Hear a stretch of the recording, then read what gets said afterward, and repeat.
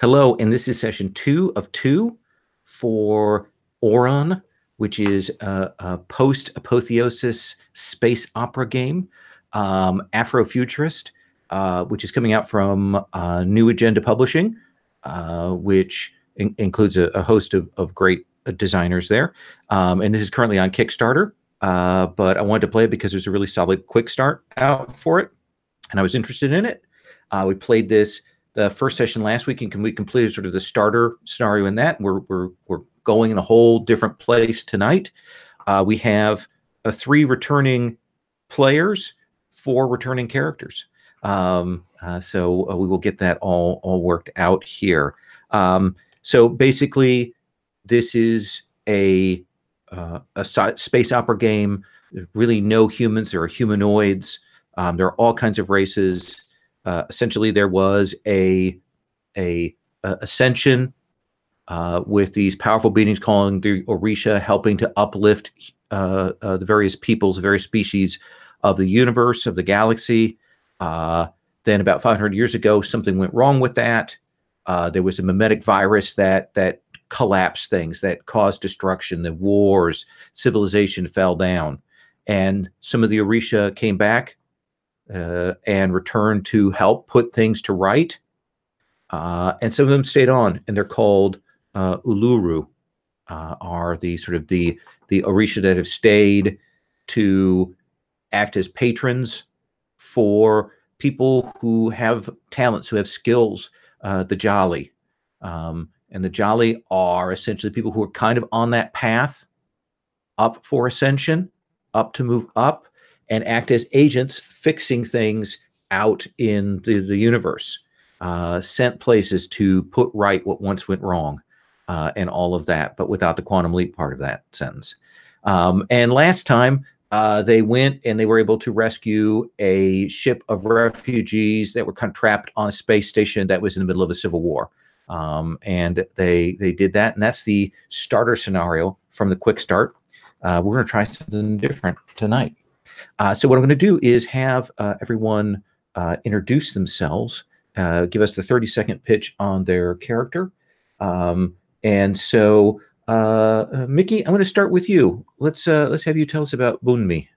Okay, I'm Mickey Bradley, and I am playing Bunmi, who is of the Koban species, and she is a virtuoso in terms of her background. I've played her as something of a mid-level celebrity who is off having adventures because she believes really strongly in so she's like an activist celebrity. And she's been called to be a part of the big mission. She's got a lot of, charisma-related skills. It's not called charisma in this game, but you know what I mean. Mm-hmm. And she also has a weapon that allows her to act to a certain extent a little bit like Bullseye. Yep. Ricocheting shots off of things and hitting people in ways that are strange and unusual, and that was kind of fun to play with last time. So anyway, we'll see what happens. Excellent. Thank you. Mm-hmm. And just a reminder, for taking damage on your auras, I'll mention this again, or spending from your auras, you can see on Larry's sheet for Kaseko, he has the Spirit 3/2. That's the way we track aura damage, aura spends, is that because I didn't work it into the spreadsheet, and I still didn't because I was lazy this week. But you'll be able to restore that back, Larry. Rich, tell us about Mobo. I am playing Mobo, who is an Oyan. He is the most human appearing of the group. And he is an aeronaut from Aiku, and he follows the light path, which means that he's really good and wonderful and better than all the rest of them, but he doesn't remind them of that. He is powerful with grace and harmony, and a very skilled warrior. Excellent, excellent. Thank you. And you've got a ship, and that ship. What is the ship's called again? The Geyser. The Geyser. That's right.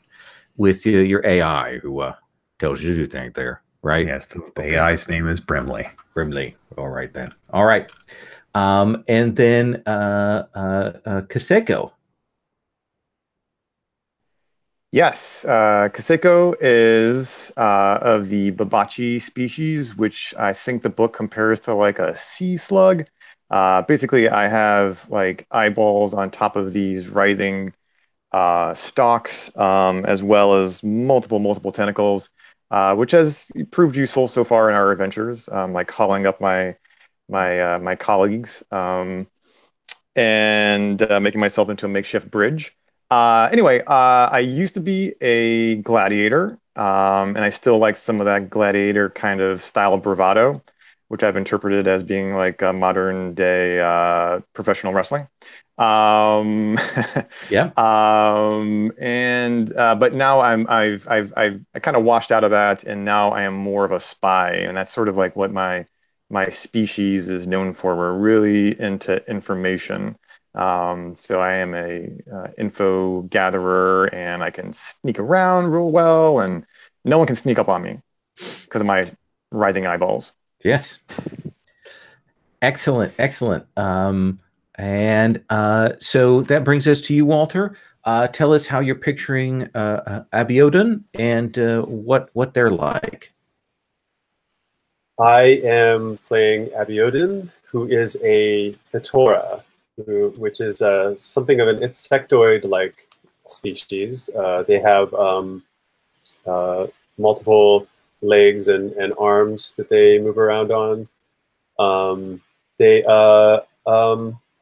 Abiodun is an explorer, like all of the Fetora. They sort of historically, which I think in this setting is like thousands and maybe millions of years, the Fetora have explored and lived on many other planets, and so they're very at home on a diversity of worlds. And so it really suits Abiodun when he was called by when he was called into service on exploratory ships to explore new worlds, and that's what he's done. He's worked mostly as a healer and a medic in that capacity. All right. And that gives us a sense of our characters. And one of the things I want to sort of remind everybody of is that we do have our safety tools on the table. It is the X card. If we hit anything that you find objectionable in terms of tone, subject matter, anything like that, that is still out there, even if it's something that went well last time, we can skip past that this time. So here's what I want to do is I want to do a little teaser, and then I want to come in and maybe get the sort of slice of life opening on the ship before your patron contacts you, and set things up.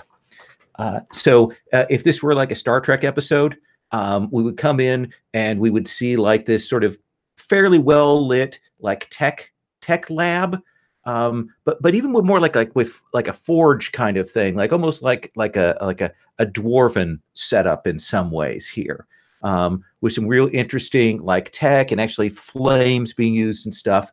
And we would see this figure come in, maybe about 4 feet tall, humanoid, sort of a canine. Almost looks like a schnauzer, kind of with like a beard coming down that has beads in it, but humanoid in form.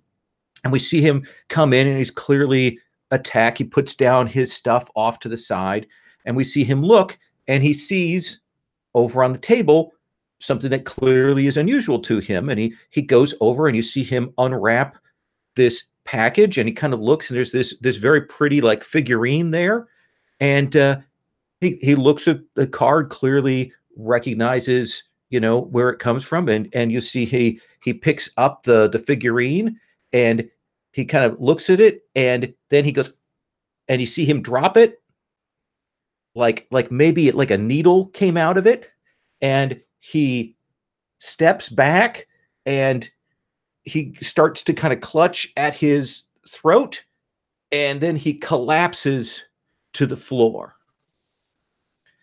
And it's silent for a bit, and then the door opens, and it's shadowy. We can't see the figure that comes in, but we see another figure come in, gloved hands. We can't even tell what species they are. They pick up the card, they pick up the figurine, and they leave. And that's our teaser for the episode.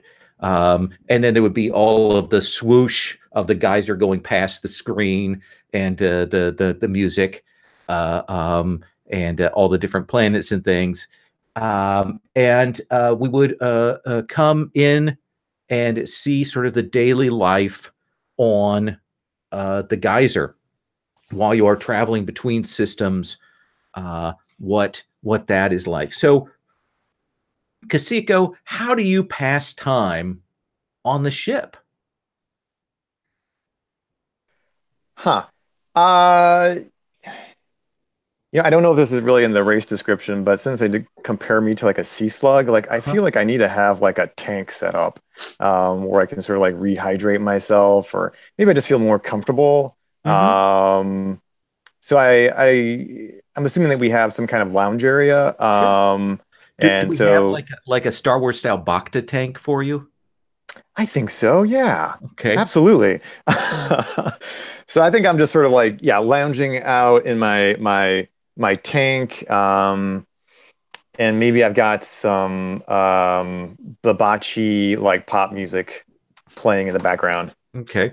I have no idea what that sounds like, but do you think that the Babachi pop music is actually delightful to other people's ears, or not? No. Oh no. It's like the most aggressive like death metal, I think. Okay.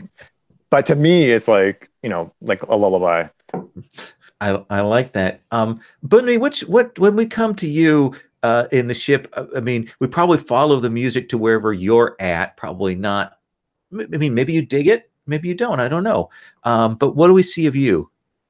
Well, it's funny because before that previous description, I figured that I would spend a lot of my time in my space practicing playing music on this multi-instrument that I have that apparently is able to transform into practically any instrument that I could imagine. So I would say that you would get this sort of quick sense that I was trying to play something a little bit more, I don't know, shall we say highbrow or something. But this weird droning noise of death from down the hallway keeps seeping through, and I can't really fight it. So I decide, okay. And so I actually kind of try to, I meld the instrument into something that's appropriate, and actually sort of practice my improvisational skills by riffing off of the music that's playing from his tank. I love it. Solo. Nice. Yeah. Doing that blending, playing off the beats. Very nice. And what about Abiodun? What do you suppose that you do on the ship to pass time?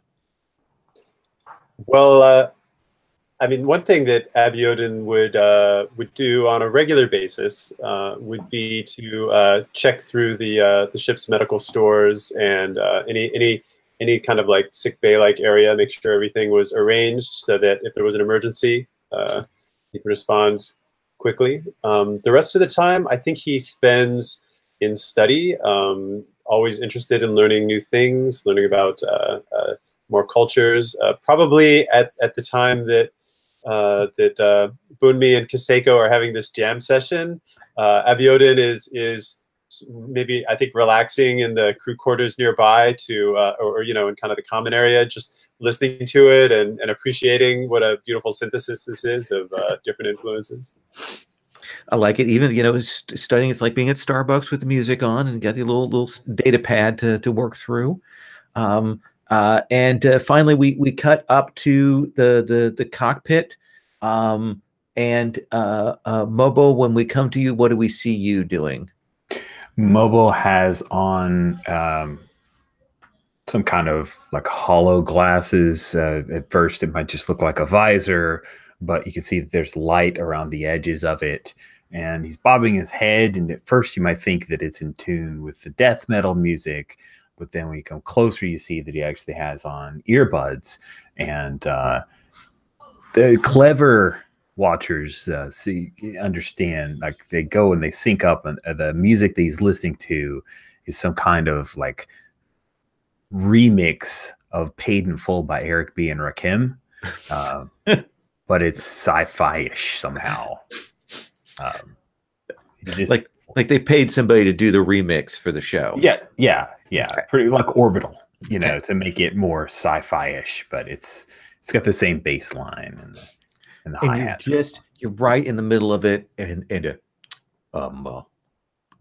your computer Brimley cuts in. Mobo. He taps his ear and it clicks off, and then he hears the death metal and winces a little bit, and then flips up the visor goggles.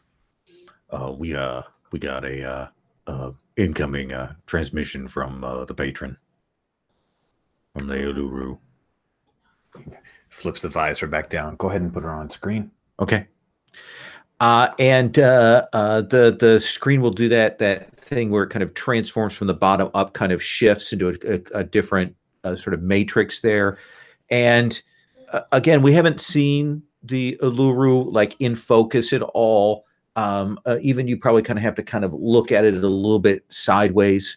And that voice will say, Mobo, I have a task for you and your companions.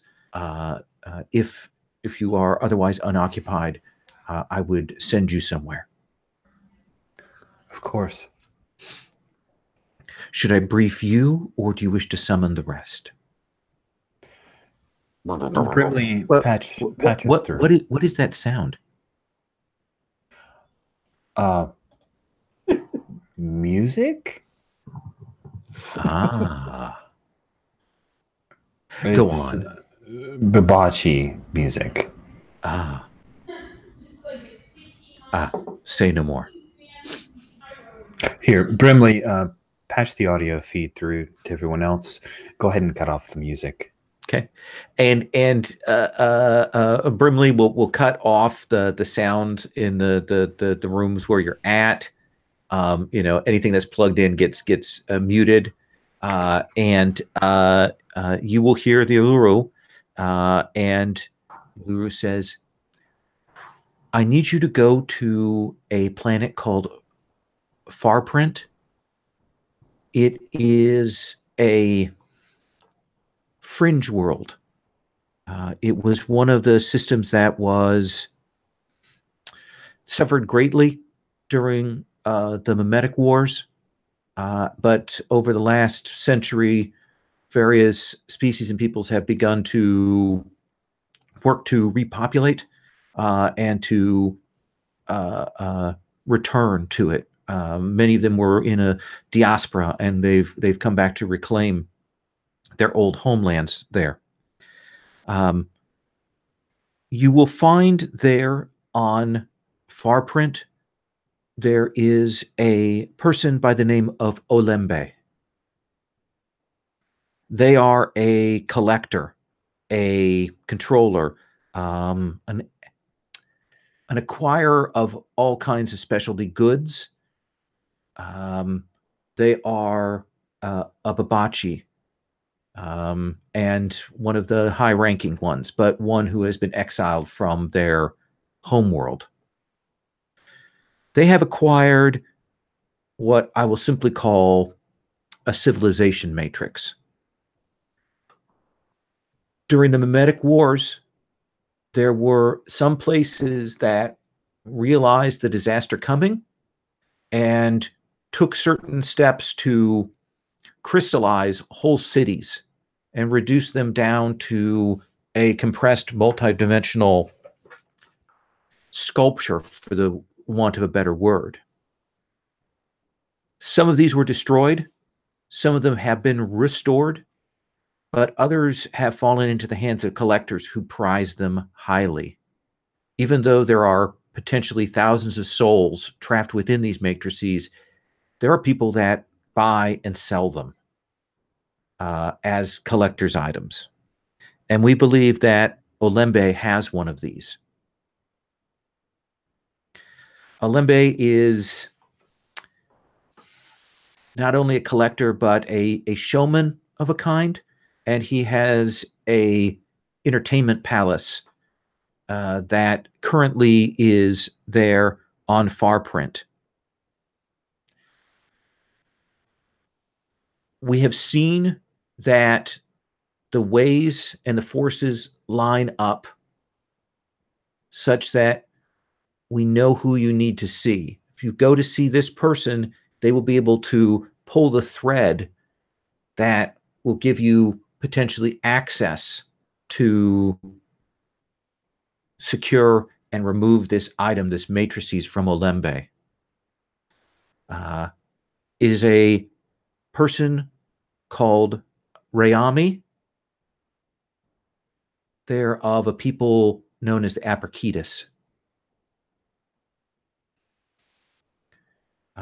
I'm sending you coordinates to Farprint so that you'll be able to make the jumps, Mobo. You're not that far as these things go. It is important that you obtain this matrix, and it is important that Olembe not know that the Orisha, that the Oluru, that we are after it.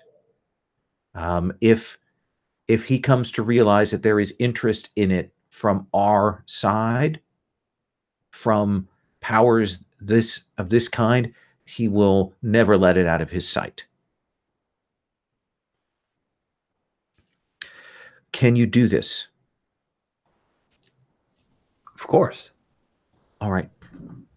I am transmitting the coordinates, and we are hoping that we will hear from you at the conclusion of a successful mission. And then she's gone. And there's that bit where, you know how when something is super bright and it kind of turns off, there's that sort of retinal fade, and the screen kind of takes a bit to kind of fade back to the normal sort of spacescape. And Brimley goes, laying in a course, or if you wanna, do you want to push the button, Mobo, or should I do it? You know how much I love to push the button. Okay. All right. And he the panel opens up, and this big red button comes up from it. Essentially the jump to hyperspace button. Press the button. And Rich, you're a sci-fi aficionado. What does the hyperspace effect look like in this genre? Oh man, I think what the hyperspace button, what the process looks like, is that we see kind of outside, we see the ship, right, and then it's like someone just stretched it like silly putty, and then it snaps and disappears. Absolutely. And the next thing we see is you coming into orbit of a planet, large, looks lush. We can see sort of the browns and reds of a desert and rocky terrain here. We can see some forest lands. We can see some mountains. It actually looks, you've probably seen some of the worlds that were devastated by the Memetic Wars. It looks like the terraforming processes that have gone here have done a good job, with one exception, or at least a thing that you're kind of surprised by. In sort of the upper atmosphere, almost up to like the near orbit, it looks like a small moon, like one of the moons orbiting the planet, blew up. So there actually is in this upper atmosphere almost this nearby asteroid belt of fragments of a moon, like huge fragments and chunks of rock and things that are kind of hanging there all the way from just the edge of the atmosphere into outer space near orbit down actually into the atmosphere. And they are kind of moving, but they're not falling. So something has clearly been done to keep this from actually collapsing into the planet's gravity well and potentially just destroying the world. And so that's nothing you've seen before. And as soon as you get into orbit, the data comms, the data links from the planet will click in. Ship will get hooked up to the local data nets. All of that systems, all of that stuff will upload all those connections, and Brimley will plot a course to the Aperkitis settlement here. It does require some hands-on piloting from you, Momo, because the near orbit stuff is a little rocky. Sorry. So let's see how good you look doing this, Mobo, and then I want to check in with our other characters and see if there's anything they're doing in terms of prep or research as you are heading in. Okay. I would imagine that I attempt to pilot with Harmony, right? Or Grace. Grace Yeah. or Harmony, which do you think is Grace? Grace. I always do it like approaches from fate. So if you want to, if you I can want to define gracefully pilot. Yes, Okay. yes, Grace. This sounds the bestest. Okay. So that'll be Grace plus interface. Cool. Grace plus interface, and then for the geyser, I gain +3 rolls for speed or maneuvering. Do you think that that'll applies? be for the maneuvering? Yeah. Great. And this is a 2d10 plus those modifiers, correct? That is correct. Sorry, And this is an average test. Cool. So I got stuff I can spend beforehand or after the aura. So you can spend aura to give yourself 1 aura point for a +2 bonus. And you can also spend edges for a +2 bonus. Okay. And then it appears that 2 of our players do not have any edges. Is that a thing that refills, or? Oh yeah, that actually should reset back down to 0 for you. It's a new session. Oh, I'm a 0, so everybody's a 0? Yep. I'm sorry, Kasika. I stole 3 edges from you with asking that question. Okay, then I'm not going to spend any aura. I will go ahead and roll. My Grace plus interface is 9, and my geyser agile ship gives me 3 more, so that's a total of 12 plus the result of 2d10, which is an 11, so that is a 23. That is a 23. So this is a great success for you. You look good coming down. Like you catch the edge of it. You use the gravity well coming off from those rocks, and you use that to kind of bleed off some of your momentum as you drop down into the atmosphere. That level of success actually gives you 2 edges. Well, wow. I guess I'm the only person with edges. For the moment. So Kasiko, what are you doing? You know, anything that you're doing, things you're looking into, people you're contacting, what do you think? Yeah, I'm trying to see. So, okay, one of my, what are these called? Talents, is that I have a spy network. So vast resources, spy networks. So I have an edge with almost any faction. So I don't know mechanically how all this works, but I'm thinking like I'm either reviewing in my head, or maybe more likely, I don't know, the sci-fi version of like a Rolodex. Sure. Who do I know on this planet that would be like, useful, a good source of information? Well, and you got that 5 with the Union of Ascendancy, and then you got another +2 to interact with them. So that's a 7. Why don't you roll 7 plus Harmony? and we'll see, who you can reach out to and what kind of questions you can ask. Okay, so I add 2 to that 7 for a total of +9? Yep. Okay, got it. And I'm rolling I forgot 2d10. what, 2d10, that's right. Yep.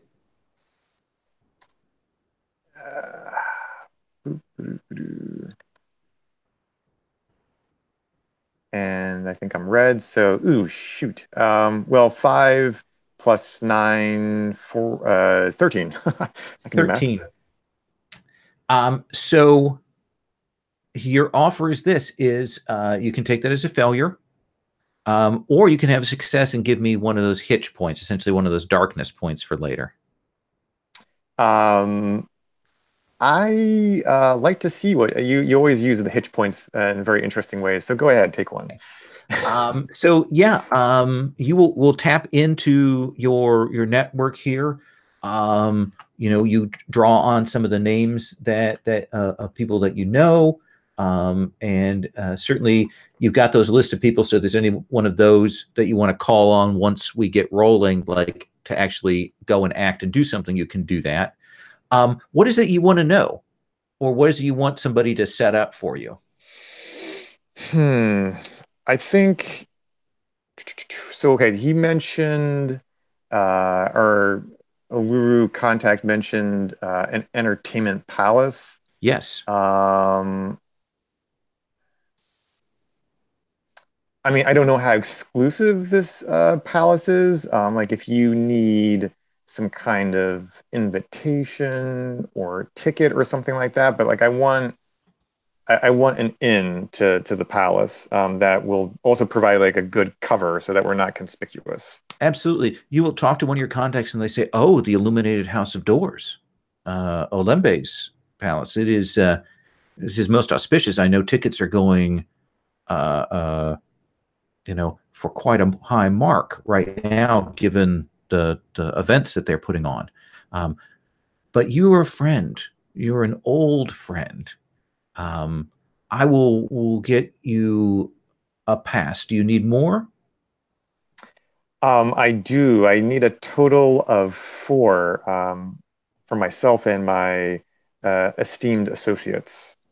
Well, that comes dear, but I can do this for you. We'll make arrangements. Shall I shall put it under your name then? Yes, please. And your kind assistance and cooperation is so appreciated. Your relationship means the world to me. Absolutely, absolutely. And I know how you work, so please leave my name out of it. But of course. Of course. And he will essentially contact you back a little bit later with like an encrypted Bitcoin style invite that is blockchained or whatever that means. That it is exclusive and gets you VIP entrance into the illuminated House of Doors, this floating essentially entertainment palace. I present this to my companions. We shall be going as high rollers, I believe is the colloquialism. What are you doing, Bunmi, in the lead up to this? Well, we are infiltrating an entertainment palace in order to steal a city, and that requires high fashion, high glam, and my voice and my body prepped properly for obviously at some point someone's going to recognize me and ask me if I would be interested in joining one of the performances this evening. Mm-hmm. So I will be well prepared for that, and I will look good, and I will have my voice warmed up, and I'm going to just be on. I am on in full-on celebrity mode, ready to take advantage of whatever we can get. And then so maybe you're looking into what's like super in fashion? What are the high points? What are the things that look good around here? Doing that kind of research for that. How about let's do harmony plus entertain for that. Oh, that sounds fun. Okay.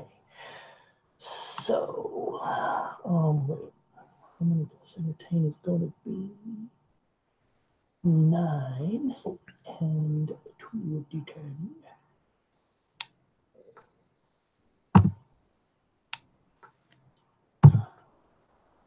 Clear dice.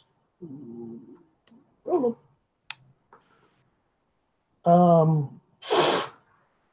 I got a 4 on the dice, so that makes it, gosh, a 13. That's pathetic. So you can fail, or you can succeed and look really good. But Well, I have give to me a hitch. succeed, so get you a hitch. Okay. This Thank you. has to work. I can't go in looking less than. I imagine that part of it is that you probably the little like pod flyer, you probably have a couple of these that your assistant has to climb into one of those and like fly off to go and make arrangements, you know, at the palace to have things ready for you, you know, jammed in this little life pod flying over there ahead of you. But yeah, so you've got a good sense of what's proper, what's going to make a mark here, and how to set the stage for yourself. Okay. What about Abiudun? What are you doing to prepare? So Abiudun is, I mean, he's good at research, learning things, and he also, this might be a long shot, but it might be useful. He also happens to have a pretty good reputation with an individual named Tamori, who is an evocative dancer and travels the galaxy and performs for wealthy clients. So maybe if Tamori hasn't actually interacted with Olembe, perhaps Tamori actually knows something about Olembe through some of their contacts. So, sure. Why don't you roll and you use her value, which is your contact value with her is a 4. Yes. And you could use harmony or you could use light. Either one of those would be appropriate, I think, here, kind of doing it approach-wise. Okay, yeah. I'll go with light. So that would give me another 4. So that would be a +8 whatever I roll, right? Yeah. Okay. Let's see here. Looks like I rolled a 10. So that would be an 18. So what? So yeah. Oh yeah, Olembe. Is there any way to bump that up? It looks like it's close to an edge. I don't know all the like. So you only get the edge if you don't spend auras or edges to bump it up. Okay. So you will contact with Tamori, and she's like, "Oh yeah, Olembe. He's a little handsy with the tentacles, but other than that, he pays well. Kind of a he is ruthless in his dealings. What else can I tell you? What do you want to know?" Well, you know, I'm really curious about, you know, what the I don't know. I mean, I've known you for a long time, and I know I can trust you. So forgive me if this isn't so tactful, but I'm kind of wondering what like the security situation is like. If there might be, you know, some ways I can get backstage, you know, possibly without drawing attention to myself. And she'll mention a couple of people like if you're I guess even specifically maybe getting does he ever invite people to his personal residence or anything like that you know of? He is given, especially if his ego is stroked. And I think that's a good tactic. The one thing I'll warn you about is his security officer, Lasidi, is very dangerous. would watch out for them. They are. I've heard that Lasidi is the one who carries out revenge when Alembe's crossed. And he's said to have contacts in the underworld, and he sort of runs the show on the House of Doors. But otherwise, if you appeal to his ego, you should be able to, butter him up if you want to get a meeting with him. Okay, that's really helpful. Do you? Sounds like he likes probably flattery from beautiful entertainers, and wealth seem to be the two things that interest him the most. Yes. Well, and he is a collector of the unusual. That's all very useful. I knew I could count on you, Tamori. Well, you are more than welcome. Good luck. And the ship will set down there in the sort of the space pad for the Aperkitis. And we see the is it like a set of stairs that come down, or is there a platform that lowers? How do you exit the ship, Rich? I'm imagining it's like a floating platform that kind of comes up, and we all step off, and then it floats down. Right. So you will come and land, and you'll see this, like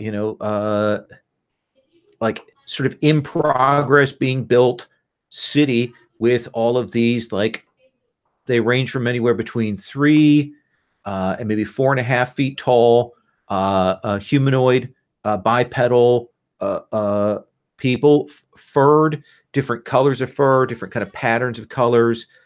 Lots of them have utility belts on.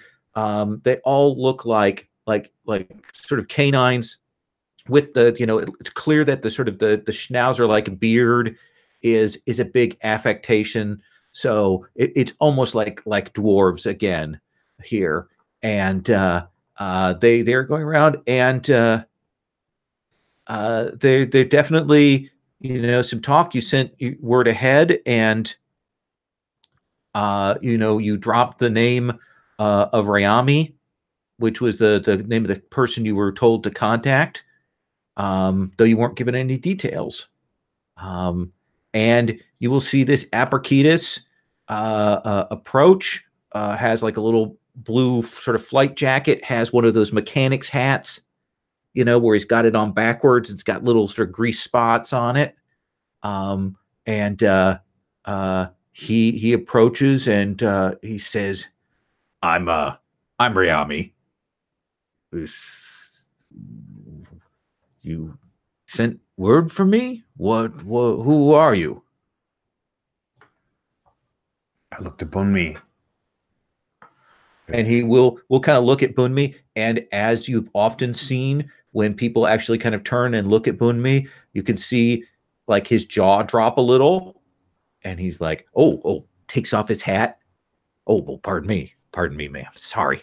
Hello. Hi, how are you doing today? Thank you very much. You're welcome then. What for? Wait, what? For your hospitality, for, your pleasantness. You have a nice affect to you. I appreciate that. Well, I do brush early in the morning when you get up. Got to do that. Yep, absolutely. But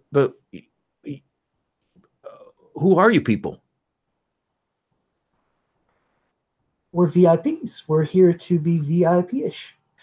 My friends and I have come, and we want to be entertained, and then you do a little entertaining on the side ourselves. Oh, the evening's young. We'll see what happens. This is we're just a simple village here. You probably want to go and go to the entertainment place. I mean, that's not us. That's the. Oh, I understand. And it kind of points up off in the distance. You can see maybe almost like a little bit like a Cloud City style thing off in the distance. But yeah, and he makes a face like he clearly doesn't care for that place. Well,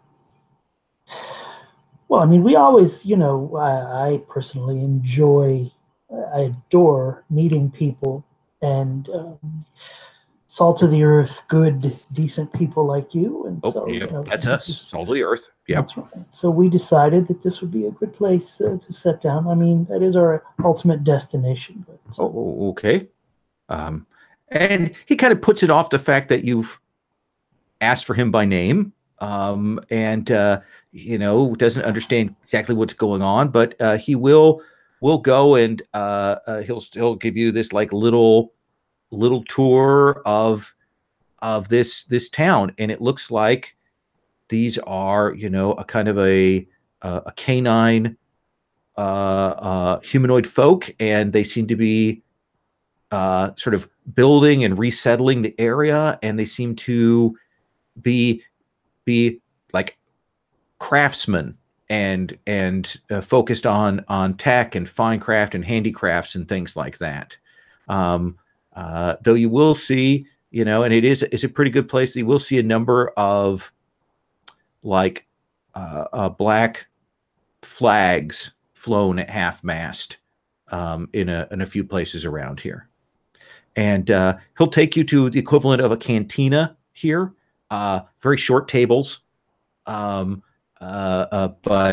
he will invite you in, and you know, they kind of pulls the table out because you're all very different sizes, and he'll say, "I sorry, we don't get that many visitors down here. We've, you know, when we resettled our lands, we've been just kind of working down here. So we get some tradesmen through from time to time, but no one quite like you."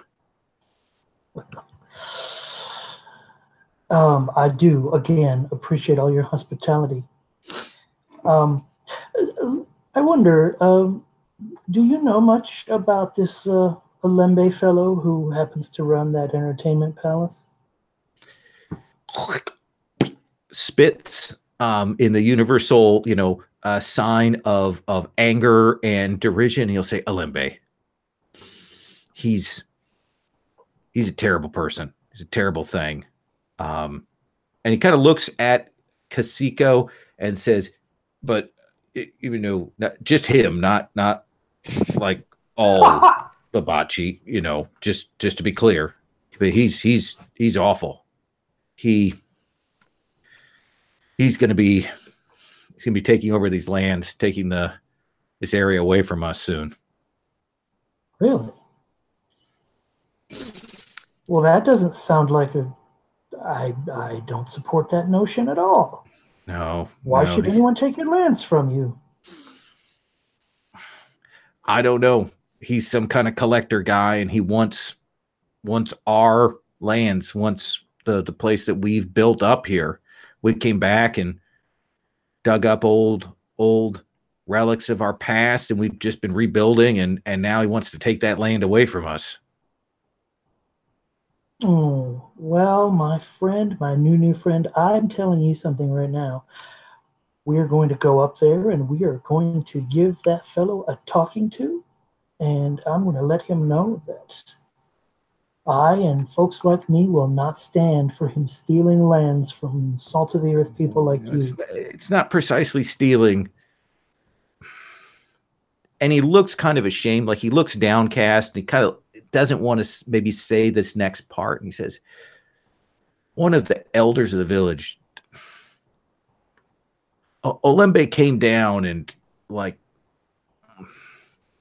got some of them to go up to the House of Doors, and was putting kind of pressure on to buy out, and we turned him down. And like he brought in like a legal AI, and we had to spend a bunch of money to hire a legal AI, and they fought it out, and that just cost us a bunch of money. And when that didn't work, he managed to con the village elder into a bet.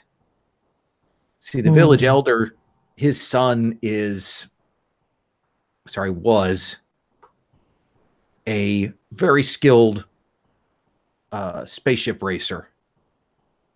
And there's a race coming up, and essentially Alembe talked the village elder into putting up the village based on his son's racing in this competition.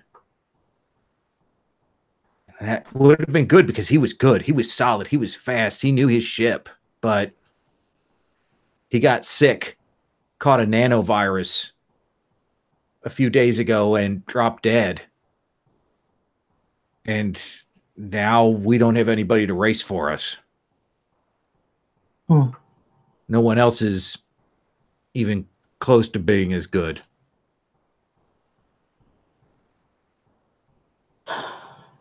So, for me, my part anyway, Bunmi's affect is going to change. She's throwing away this celebrity mask now. And she's in earnest. And she leans forward, and I'll lean. This isn't going to stand. I promise you. We're going to do something to help you folks. Because this sounds like it's been engineered, and a lot of things have been leveraged against you that you could not possibly have overcome given your resources, especially in comparison to their resources. So we're going to tip the scales a bit for you, I believe. Okay. I have a fellow here, and I'm going to put my arm around Mobo. I bet you that we have someone who could race just as effectively and save this village and win the bet. What do you think, Mobo? Well, I'm probably not quite as good as this legendary townsperson here, but I would do my very best to make sure that if there's anything I can do to help, I would do it. He's modest. He's underselling himself. Trust me, he's going to win this race. He'll be able to do it twice by the time the other fellows are even out of the starting gate. Look, we don't have anything we can pay you back with, really. All we have is tied up in here in the reclamation projects. Well, no one has said anything about being paid. I know, but that's usually what comes next in this conversation. I have all the money I'll ever need. Don't worry about it. Well, yes, I'm actually kind of a skeevy thing to say, and I apologize. Let me quickly check. It's true, but nevertheless, I understand how that could have been interpreted kind of bleh. I'm sorry. Sure. Let me check in with Kasiko and Abiodun. What your take on this conversation is, or if there's anything that you want to do. I just want to make sure I check in before we go any further here. Kasiko? So I assume, fine sir, that these black flags flying at half-mast are in honor of this fallen, the fallen racer? Yes, Would absolutely. that be correct? Yeah. So very sad. Such a great loss for your community. Yes, it's tragic. And of course, I mean that's a headmaster's, headman's the village elder's son, and he's the one who got us in this mess, and he's all wound up. I'm sure it's must be very traumatic for him.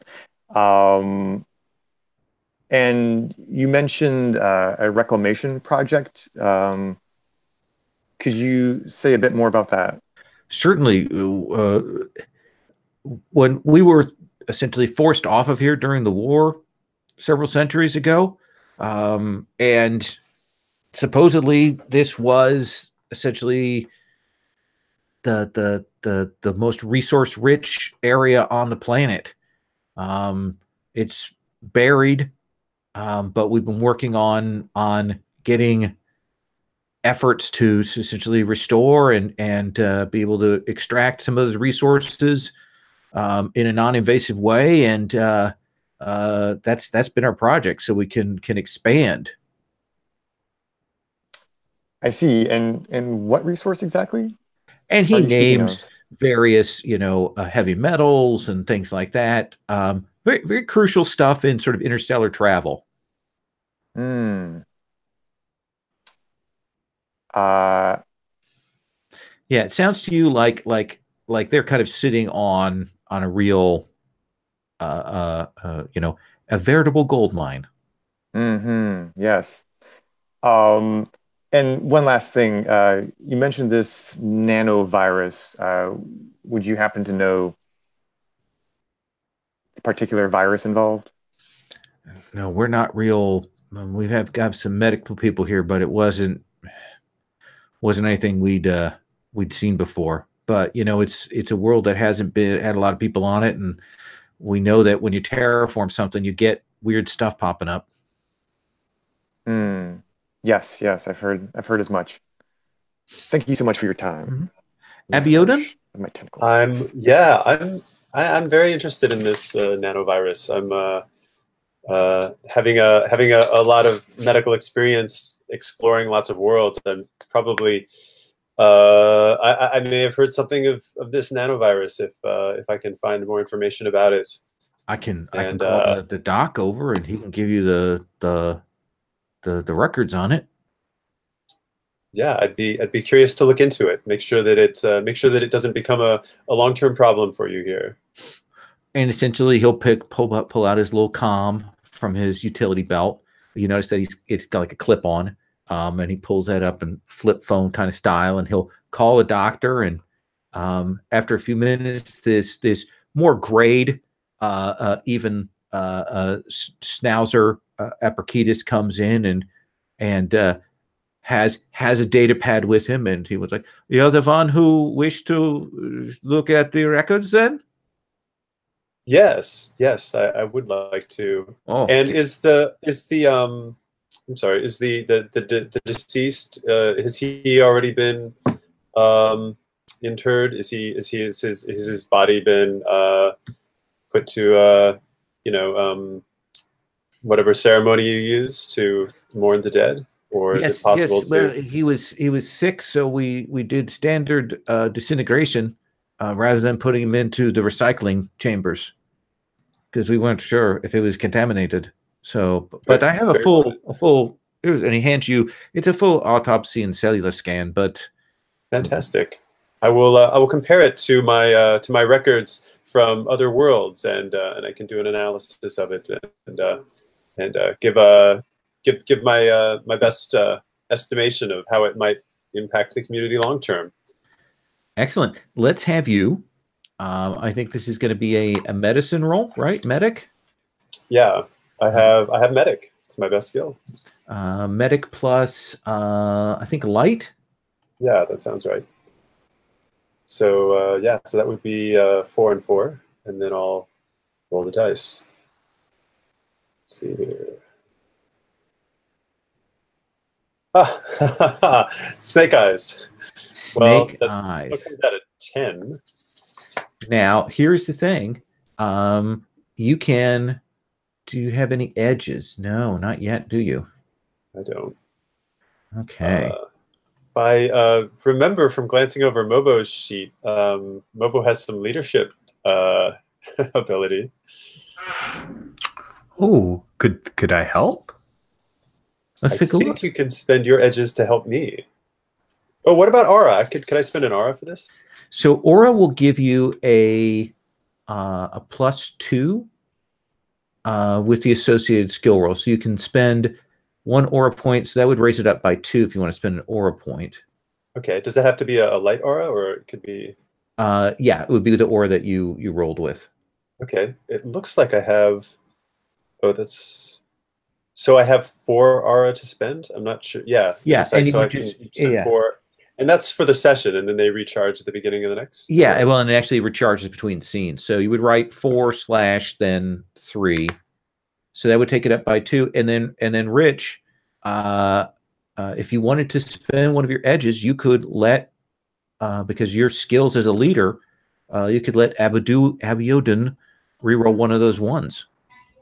I think that sounds awesome. I will spend an edge to do that. I wasn't sure if I was involved in this research attempt, but it makes sense. We work together and it's high tech. So yeah, give a little bit of advice. I like that. Yeah. Okay, so I can re-roll one of the dice. You can reroll one of the ones. If you get a 1 again, keep rolling. I got a 2. Sorry, Rich. So what does that give you then? Is that like where are we at? So you're at like an 11 now? That would be, well, with the 2 for my light aura, I think that's a 13, right? Okay. I got 3, yeah.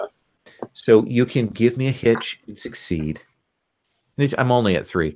Or you can take the failure. All right. Well, we already invested so much in this. I feel like I should get the succeed out of it. It's subtle. It's carefully made. It is a tailored assassination nanovirus. You have enough skill, you have enough tech, you have enough knowledge to be able to spot the sequencing on this that tells you that this is not just a virus or a viral outbreak from terraforming, which is pretty common, but this was done and this is a murder. Okay. Somehow I'm not surprised, but it's good to verify that. All right. Yeah, and not sure how to. No, I'm sorry. No one else is in danger as part of what you're saying, right? It was specifically to that DNA. Yeah. Okay. So it's not going to become like a plague or an outbreak. No. Okay. Good. Is there any way I might be able to trace it back to its source? Maybe it might be interesting just to get some evidence as to who's responsible for this. Well, I will say you certainly have enough here with that level of success that were you to come across equipment or data or things like that, you certainly could confirm it came from a particular place if you were there. Okay. Does that seem fair? Yeah, that sounds good. Rayami will kind of pull out of his pocket like a big like holographic like chip with like a big seal and things like that, and he kind of holds it up and he will kind of reach and hold it over to you, Mobo, and he'll say that's if you're serious, that's our entry chip for the race. I am serious. Thank you for your trust. I will not let you down. All right. Kind of gestures. We're all counting on you, and I don't even know your name. Mobo. Oh, okay. It's a good, solid name. I like that. It's no Rayami, but thank you. Oh, well, there we go. Yeah, it's a family name, very common. Mm. And Rayami seems like both maybe a little bit relieved, but maybe even still more nervous about this. And let me ask you this, Abiodun. I know you tell him that it's not contagious. Do you tell him that it was a murder?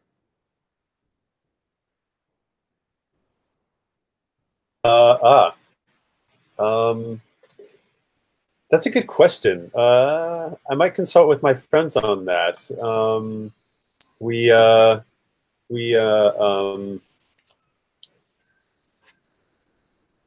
I mean, it probably. I think I would tend toward telling him it was a murder, just because I think that it would, bring them even more onto our side. We might be able to get some more information, or I mean, regain their trust. So yeah, his jaw drops, and you'll hear this kind of growling from the back of his throat, and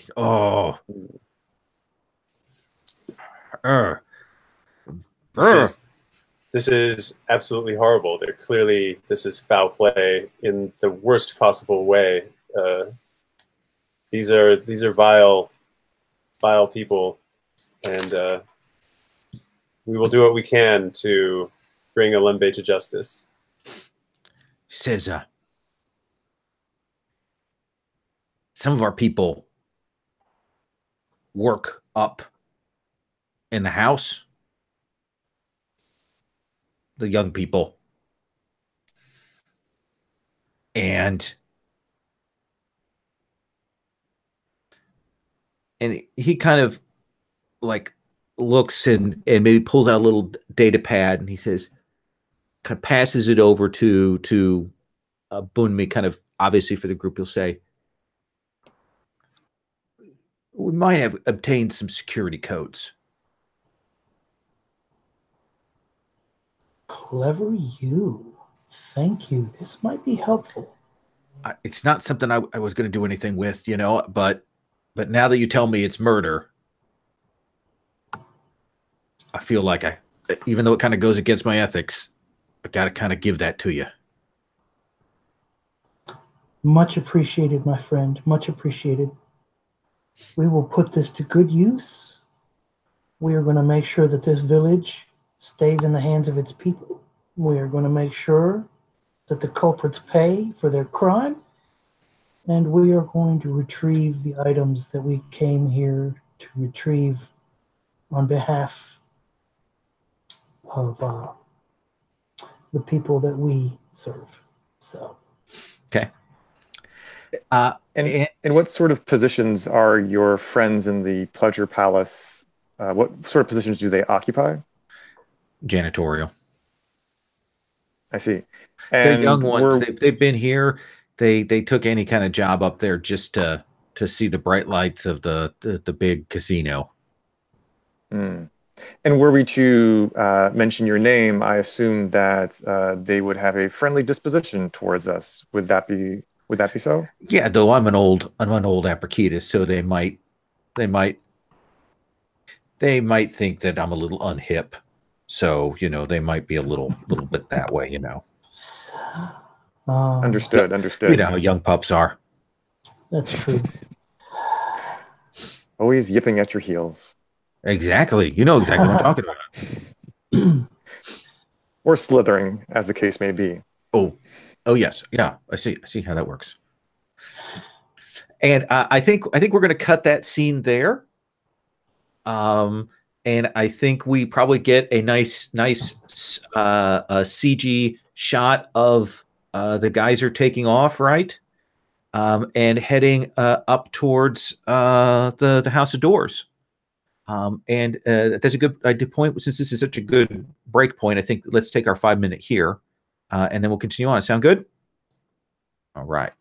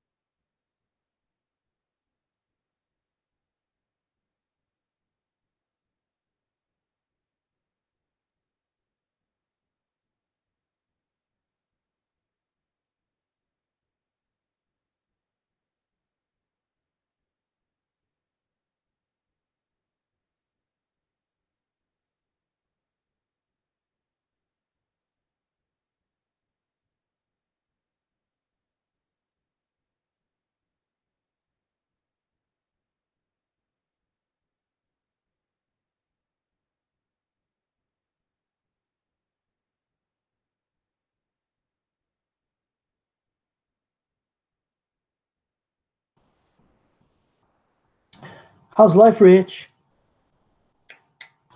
Life is good. How's life for you, Mickey? Pretty good, thank you. Good.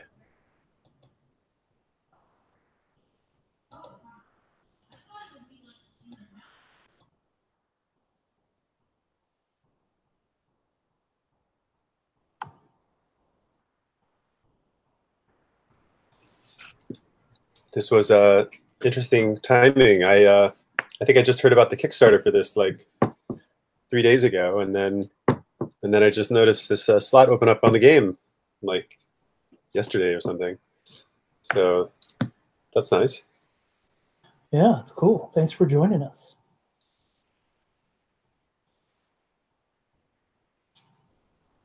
It's a very intriguing setting. Mm. Oh, Mickey, I got to tell you. So, as part of Gauntlet Con, Walter ran his Dungeon World, the cartoon game. Oh, It was brilliant. So good. nice. That's Yes. cool. Oh, thanks. That's nice to hear. Like the pitch is basically the Dungeons and Dragons cartoon, but you're playing Dungeon World, and it's really clever the way he's kind of hacked some of the rules and added in the magic items. And I'm just a big super fan. Like I loved the cartoon, still kind of love it, honestly. And so getting a chance to play in that was a highlight of the con for sure. That's cool. Yeah, it was really nice that our group, I think almost everybody at the group had seen the cartoon as well, which was really amazing. That's always gives a nice flavor. I played it with tables where they have and they haven't seen the cartoon, and it's a little bit different. It's really fun when people totally buy into it.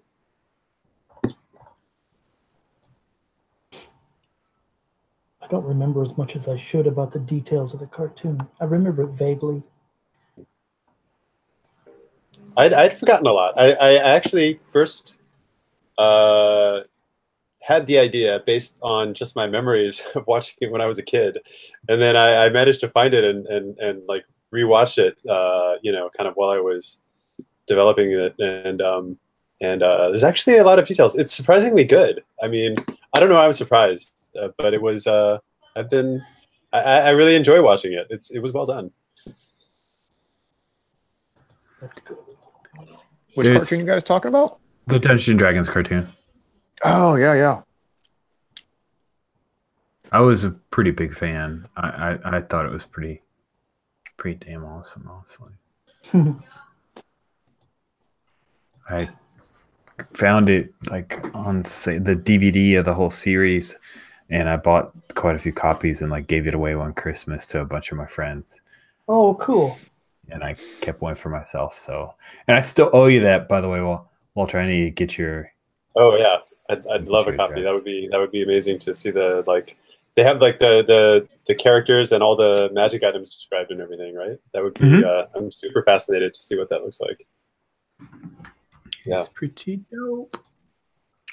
There's like a series of novels that was sort of similar to that back in the late '80s too. I think I can't remember for the life of me what it was, but basically like falling into like a role-playing game or something like that. I found a reference to like a kind of choose your own adventures. They wrote like a series of books that each starred a different one of the characters from the cartoon. Oh, I did not know that. That's pretty cool.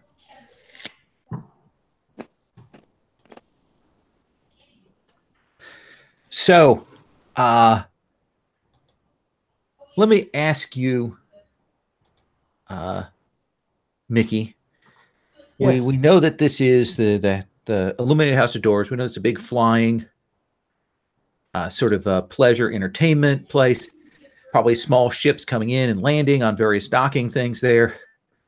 Big bright lights around it. We can see another set of there's a set of ships that are clearly docked off that are painted with with Go Faster red on it. We've got so there's a set of the three sort of racer ships. We can see that this is kind of set close to the underside of that broken moon asteroid belt. Clearly the race is going to take place through that. and you got kind of laying there. What's another feature of this facility? What's another thing that we see on screen, either as you come in or as you're coming out and walking in? What do we see? Well, they've modded. So there's this very opulent, like even over the top, in the most over the top way, amphitheater that usually, features live acts. And I'm sure there will be some of that going on in the pre-show. But they've put up this giant, like, I'm going to say spherical screen. Okay. That's hovering over the stage. And the idea is this is a large advanced form of a fairly common image projection technology where no matter where you're sitting, you can see the whole thing happening in very vivid, high dimension, almost three-dimensional kind of entertainment situation. Like so a projected VR kind of thing? Right, exactly. So this presumably is going to be where a bunch of people can sit and see the race as it happens. And people will be filling this place, and it'll just be spectacular. And so you will land, and you disembark, and I think we've got sort of two scenes that we need to have. One is Kaseko kind of presenting himself as a VIP. And then the other one is Mobo presenting himself as a contender. Does that seem right? So Kaseko, tell me, what is the story? How are you selling yourself? You have these passes for the exciting this upcoming just very soon asteroid run race. They call it the Moon Run. Yeah, I mean, I think, as VIPs, I think what I would be presenting as part of our reason for being here is for the big race. Okay. That's the entertainment dimension. But I think the other reason is that I'm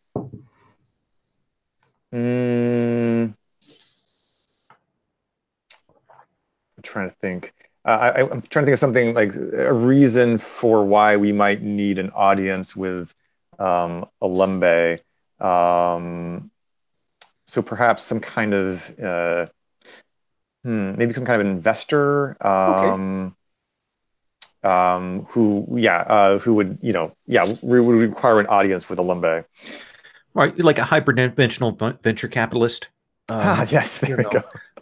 Working in the four-dimensional financial planning and futuromics. So you've got that set up. You might even have Bunmi's assistant dressed up like a little accountant, actuarial person with data pad briefcase and all of that kind of thing. And certainly, you check in, you'll be great. And of course, they do know Bunmi. They're impressed that you have this beautiful entertainer with you that you've clearly done this as part of your venture capital presentation, and that does raise your image here quite a bit. So they'll greet you, and as with any of these places where they're just trying to serve and suck you in, I mean, there's complimentary beverages and bags, and treatment, and all that stuff. They're giving you that sort of full VIP thing when you come in. Okay. Mobo, let me ask you this: the race isn't too far away. You know, it's not that long before the race starts. Where do you suppose you have to go to check in? Do you suppose, you know, that there's a station for it? Do you just kind of march up to where the racers are? What do you imagine that's like? Yeah, there's got to be a place to check in. This is legit. They have stuff like that. They're legit races. And you will go, and there's one of those aluminio, the guys who are sort of made of like energy with the suits to kind of contain them a little bit, like Wildstorm from the Legion, and you know, you present your thing, and he's clearly very surprised, and he'll say, I had understood that the Apotheosis weren't offering a competitor, that they had forfeited. Huh. It's not true? Yeah. Oh, well, you are very close to the deadline here. And you see him kind of look over your shoulder. Like the other ships are all kind of sleek and black, you know, and I said they have the flame stripes on the side. When he looks at the geyser, what does he see? So the geyser, she's a sturdy ship. She's rugged. She gets the job done. She is agile, but she's also been around for a while. You know, there's space bondo in certain areas. You know, there's some aftermarket parts that are rather obvious, and Mobo's skills with airbrushing are leave a little bit to be desired, but he put his heart into it. And I imagine we see all this as your ship is kind of getting moved over to where the race ships are, and it's kind of getting docked in next to them, so that's in stark relief against those. And you will land up there, and you can see the other racers are kind of, you know, in positions. They've got whole like deck crews and things like that, and you can see that one of them appears to be like some kind of, you know, Anubis, like, you know, 7 foot tall, has the dog ears and things like that, kind of like partially cybered up. Nice. You'll see another one looks like a set of trees that have kind of swirled together. You can see different eye stalks on the different parts of the trees, like it's a multi conscious organic being, and it's kind of moving around, a little Grootish, but, you know, with clearly all these eyes on the trees. And the last one you'll see actually kind of probably looks a little bit like you, like an Oyan, but it's very clearly a hologram, like it's the AI projection from a ship. And the ship just flies itself, but it has a pretend. That's very Transformers. I love it. Oh yeah, it's its own thing. The ship is its own racer, and they all kind of stop and take a look at you as you approach, and there seems to be that chatter. Wait, I thought there's a fourth competitor, or, you know, that kind of rolls out through there. May I pause us to ask real quickly? Did you glean these descriptions from stuff that's coming up from New Agenda, or did you make them up? Oh, this is all mine. Yeah. Cool. Yeah. I was gonna look, but I just wanted to make up my own stuff. So, but they've got some cool. Come on now, what is up with this creativity? I like what you're doing there. You should submit those as races. They're very cool species. Nice work. So you'll get up there, Mobo, and I want to check in with Abiudun. And then what I want to kind of do is maybe get a kind of a statement of intent about what people want to do. And we kind of like shorthand it a little bit in terms of, okay, this is my goal here for this next part. Does that seem like a fair way to do it? And my hope is that we can kind of have you do what you guys are doing on the station, intercut with Mobo, you know, racing. Does that seem like a fair way to handle things? So Abiudun, Kasiko has presented himself as this high-ranking VIP. Bunmi, quite honestly, is a high-ranking VIP, just by virtue of her reputation and so on. What is your plan? How do you want to position yourself? So, anyone here who's representing the multidimensional venture capitalists, of course, has their analyst with them at the ready to review legal contracts and provide information. So, so I'm there in that capacity with Kaseko, and so I'll be basically, you know, just kind of like hanging out for the most part at Kaseko's side, providing information. My plan as we go into the operation is going to be to utilize some information gathering skills that I have to try and scope the place out. That sounds good. That sounds good. So I think we can maybe do like a go around, do a once around with kind of a setup scene, with, you know, Bunmi positioning herself, Abiudun kind of setting things up, Kasiko kind of researching, Mobo interacting with the pilots. Does that seem like a good way to do that? Yeah. Reasonable. So Bunmi, let me start with you. You've arrived. You're being feted as is appropriate. You don't even have to spend the aura and roll. People know you here. I mean, this is your class of people. This is the kind of place that you play. So what is it that you want to do? So what's your goal? I am leveraging everything I've got in the department as you just described it,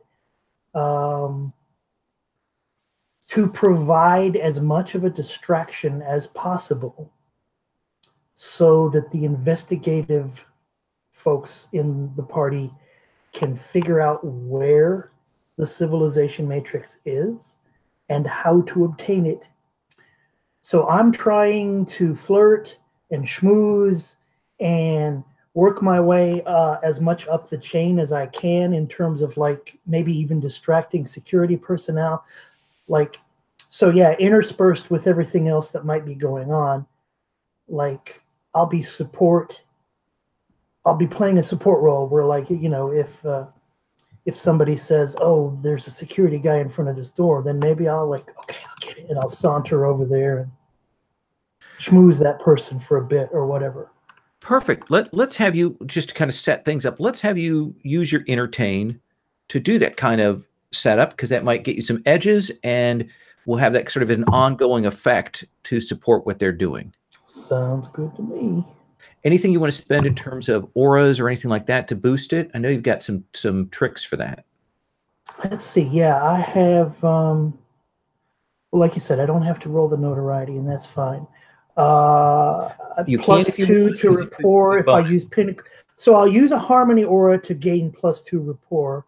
Okay. So can I make this a rapport roll instead of entertainment? I don't know if that absolutely. helps. That makes actually more sense and probably more directed. Okay. So double check that there. And I'll give you the +1 for rapport from the eye for reading. Okay, cool. So that leads it to about 10. Roll it, puppies. And so 26 is my total. 26. So you get 2 edges. Sweet. And yeah, you are the center of attention. As soon as word goes out that Bunmi is here, the Bunmi, you know, the last they heard, you were on New Corbizon, and here you are on this place, you know, on the fringes, and everyone's like, oh yeah, no, you know, Olembe always puts on the best things. He got this, you know, and you know, you certainly, everyone is when you come in the room, all eyes are on you, and you can essentially serve as the perfect distraction for for them, and a good edge in. Right. So I'm curious.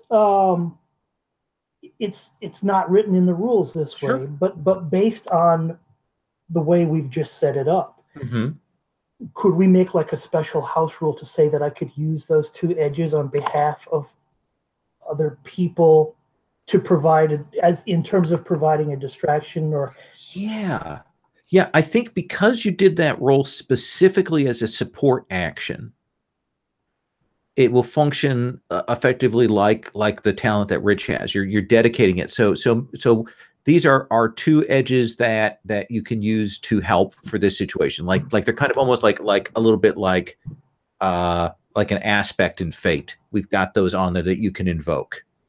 I appreciate that. I think I like that's that. cool. I like that. Let's go to Abiudin. What is your intent? What is it that you want to have happen? Yeah, well, I'm primarily interested in 2 things, which is to ascertain the location of the civilization matrix, and to best figure out how we can neutralize the CD and any other security. All right. Well, what do you think is the appropriate thing for figuring that out here?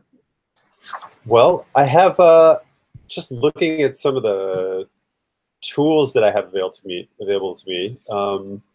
I have something called an info bracer, which is embedded into my arm, and it collects information in the surrounding area and report back information that helps me to adapt and blend in. Okay. Not entirely sure what that encompasses, but I also have a servant drone. Every Fetora, every one of my species, comes into existence with a drone that is created to protect us in our early days, but it also stays with us afterward. It has wings, it flutters around. It's like a spherical ball, maybe a foot in size, and it can basically spy for me. It has some, like covert skill, essentially, and inspect. So sure. these are my resources. So let's have you roll with learning. Take the +2 from the info bracer, and I'll give you a +1 for the drone. Okay. And that plus light. Okay. So learning, light, and then I'm sorry, I forgot all of them. You said also +2 for the bracer and for the drone. +1 for the drone, so +3 total bonus. Okay, so that's good. I get +10 altogether. Yep. And my dice come up an 8. Okay. So that's an 18. So 18. Okay. So can I spend an aura to get an edge and bump that to 19? Does that make sense? No. I have to choose that before I roll. Is that how that works? No, you can. I think you can spend it afterwards, but if you use the aura on it, you don't get the edge. Oh, right. Okay. Yeah. Got it. So with the success, which is more important to you to learn? About the security or about the location of essentially Olembe's vault? Well, the location of Olembe's vault is primary. So you will find out that sort of up in sort of the back rooms of this, he of course has the standard vault for the casino and things like that for all of the hard pressed latinum and whatnot, but he actually has his collection in a secure gallery, and essentially there is a bubble of water, like a big pool, like a sphere, that is kind of electrified, and then in the center is an area, another bubble that actually has his mirror in it, has gallery in it, and essentially to get in, they open up this kind of force field tunnel through the water to enter into that gallery, and that's where he keeps that. Okay. Does that seem like fair info? Yeah. And you know where it's at, sort of relative to your position in the station. Kasiko, Bunmi is the center of attention. She is drawing all of the heat. She's bringing you all of the flies. You know, they come circling here, and you can see that Abiodun is doing his, you know, analysis of the area. So, what is your goal? What is your intent? What do you want? Yeah, I mean, originally I was thinking about seeking audience with what's his face, with Olembe, but I don't know. I mean, there's now we know the location of the vault, and there's a huge distraction, and I'm so good at like skulking. Do you want to scope out the vault area then? I think so. I think I want to like sort of, yeah, blend into the shadows and as inconspicuously as possible make my way over to the vault. All right. Then let's have you do that. You've got, let's see, this is covert, right? Yeah, I would say so. So that's 4. You get another 2 covert from your bioluminescence, and then another 1 from your muted steps. Right. So it's 3 plus 4 is 7. Do I Plus add one grace. of my grace? Okay, Grace is so then appropriate aura. okay, so then I think that's a total of plus 10. Bum, bum, bum. I'm gonna re-roll that because it came up exactly the same. Oh, I hit the wrong button. That's why. Yeah, if you ever get the same roll, you always re-roll. Okay. So that is a 11 plus 10, 21. 21. So you are going to get 1 edge from this. Yay. And you'll be able to skulk over to that area. You will recognize that this is a classic a vault design for one of your people because it has that sort of aquatic element of it. You can see that they've got some like automated protections here, essentially some defense robots like you saw. These ones are like big silver snakes that are like about 6 feet tall, and kind of they roil along the floor, and they've got sort of like that cobra hood that seems to be kind of a parabolic sensor thing, and they're moving around through the hallways, but you know, you don't set them off at all. But you will see, you get a sense, you know, your route here, you know, you're able to get over to it. You can see the paneling and things like that. And since you rolled so well, I will say that you will see this a security person talking to a couple of people, this Lasidi. And Lasidi kind of looks like maybe kind of an armored suit, like a breastplate, and then some other bits. And there's this, like, how do I describe this? Like almost like a piece of rock or wood that comes up out of the top of the head hole of this thing. And it is just covered with what looks like microscopic insects. And you will recognize that he is a Gurmai, which essentially is an intelligent insect colony in a humanoid form. And it has this suit that it operates in. And it can kind of make a sound by vibrations of these insects to approximate a human-ish voice or a normal voice. This, by the way, I'm borrowing from Green Law of Arkith, because this is one of the coolest things from that. And he's saying to one of these people, somehow the Abragida's got a competitor.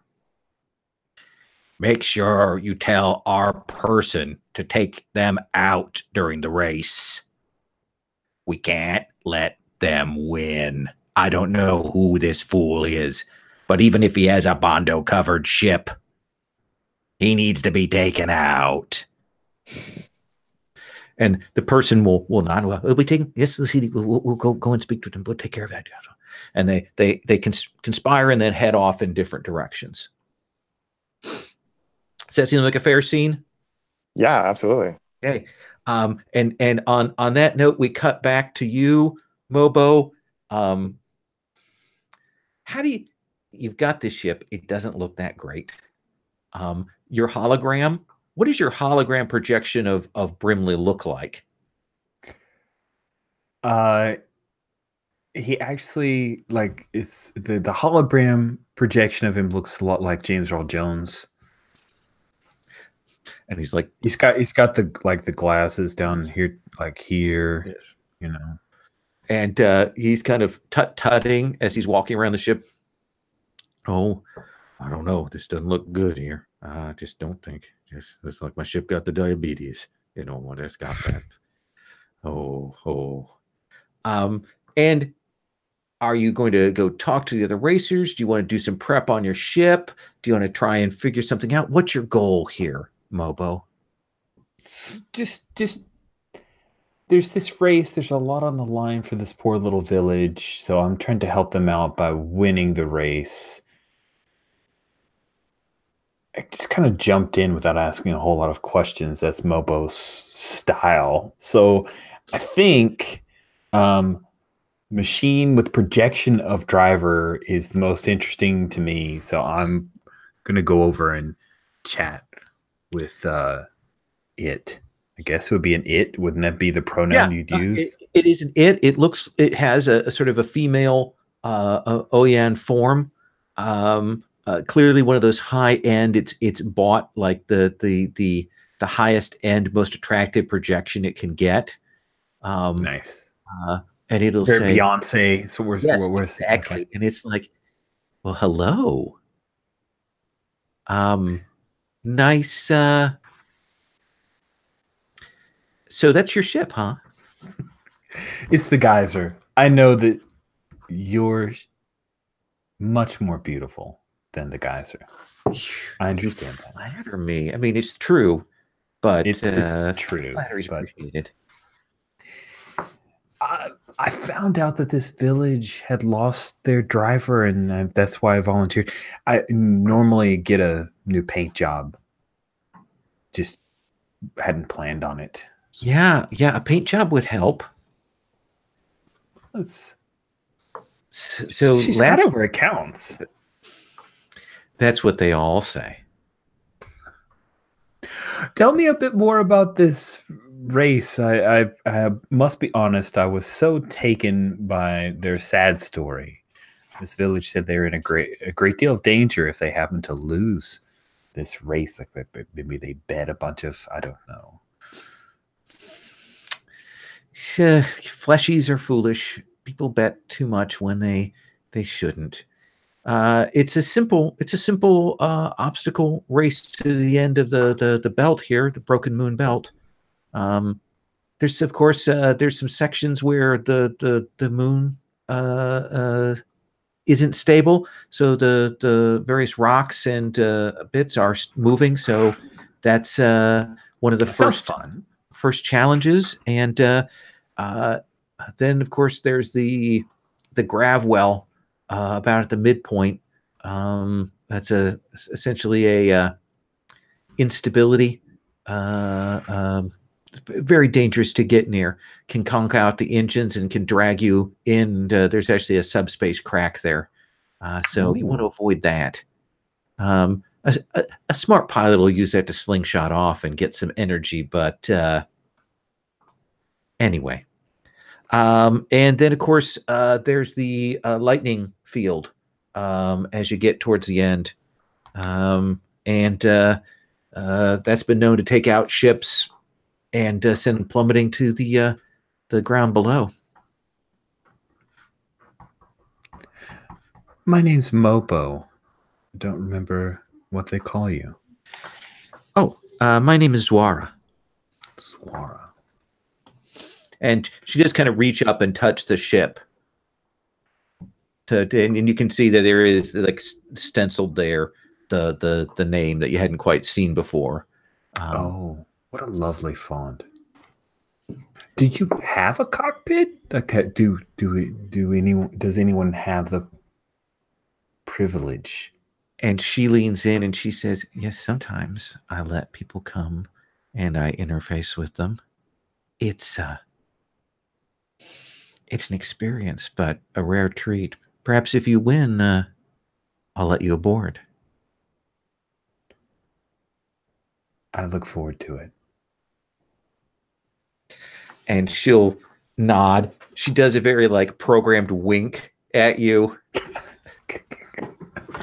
Nice. And she'll head off. And the other two pilots kind of look at you like, what is going on with this guy? Yeah, you give them the guns. And you'll see the lights, the start up, like the 5-minute warning to get ready and prep. And they'll start like hollow projecting out into the atmosphere outside the ship of, the starting line and the lights and all of that. And you see Zuara vanishes and the ship kind of turns on as soon as she's gone. The other two, they scramble for their ships, hop on board. Their crews are detaching lines and all of that. And you hear from behind you, are you done flirting with another ship? That was for you, Brimley. That was for you. I could tell that you were into, and I'm strolling back. I'm not one to slut shame a ship, but. And then he winks out. He's jealous of me. I say to no one in particular. Okay. And we see you boarding your ship, and then we see all four of these sort of taking off, lifting up, and moving over to the starting points. And back inside where you are, you three, entertaining and stalking and reading the sitch. You'll see the projection of the race come up on all of the lines, and you'll see they do this glamour shot of the first ship with the bright red, and then they got the nice sort of like this next one that's sort of a scorpion green yellow, and then this next one that's black, with darker black, that kind of black that's painted that's so dark you can't see any light out of it, and then there's your ship. The geyser kind of cuts up, and you hear the announce team going, well, we have a late competitor here. It's the geyser. We're not sure. The pilot, Mobo. So we are getting that, and we don't have very much information on that. We might call that a dark cyber horse racer here. We'll give you more details as we can as the race progresses. What do you think, Bob? Well, I'm pretty much expecting that he's going to die in the first leg, but that'll be pretty spectacular. And then we cut back in. I'm assuming that the three of you have, well, actually, probably the four of you have communications. So let's have a group chat about what's the next leg of this. Let's start with Kasiko. Yeah, I think I need to get on the comms with Mobo, and Mobo, I'm sorry to interrupt. I'm sure you have your hands full at the moment, but just so you know, someone is going to try to kill you during the race. I just thought I should give you a heads up. Ooh, exciting! On purpose? I'm afraid so. Yes, I overheard the CD giving instructions to his underlings that you are to be taken out. They are dead set against the Apotheosis from winning this race. Well, that's a compliment to you, my friend Mobo. because they're afraid of you. Nevertheless, we need to make sure that you don't actually get assassinated while trying to race. Thank you and thank you. Unfortunately, I don't know the precise tactic that they plan on using. Okay. Thank you for the update, friend Kasiko. Perhaps this crime boss ordering the destruction of a ship, that might be illegal. And maybe we can arrest them? Give them a stern talking to? I'm not sure if I have that authority, nor do I think that Lasidi would simply surrender himself to my custody. And we are supposed to keep a low profile. Yes. Very well. Thank you for the update. I'll do my best to not die. And so what is the plan for the heist now between Abiodun and Bunmi and Kasiko? What do you need to do? Ideally, like maybe we even let's do it this way. Like, what are sort of the 3 steps, and we'll put like one character in each of the 3 steps to do this. Does that seem like the way to handle it? And then we kind of break it into sort of 3 scenes here. Okay. Yeah. Well, the priorities are get the micro, get civilization matrix, avoid being detected, or at least enough that they don't associate it with the Oluru. Yep. Right. So are we going to try like sort of subterfuge, like breaking in, or should we try to fast talk Olembe into, I don't know, giving us a tour, that kind of approach? I think that would be hard to do during the race in terms of narratively. Oh, because he's probably going to be watching the race. Yeah, as opposed the to race giving sounds like a tour. good distraction. In fact, between the race and possibly Bunmi improvising sort of an additional distraction, we might be able to pull everybody's attention away, leaving it open for us to grab it. Okay. Yeah. So, distraction, negating security measures, actual theft seems to be the 3 parts here, right? Yep. And I think we have 3 characters who can do those 3 things fairly well. Okay. In that case, then let's actually start with Bunmi as the lights are coming on, and they're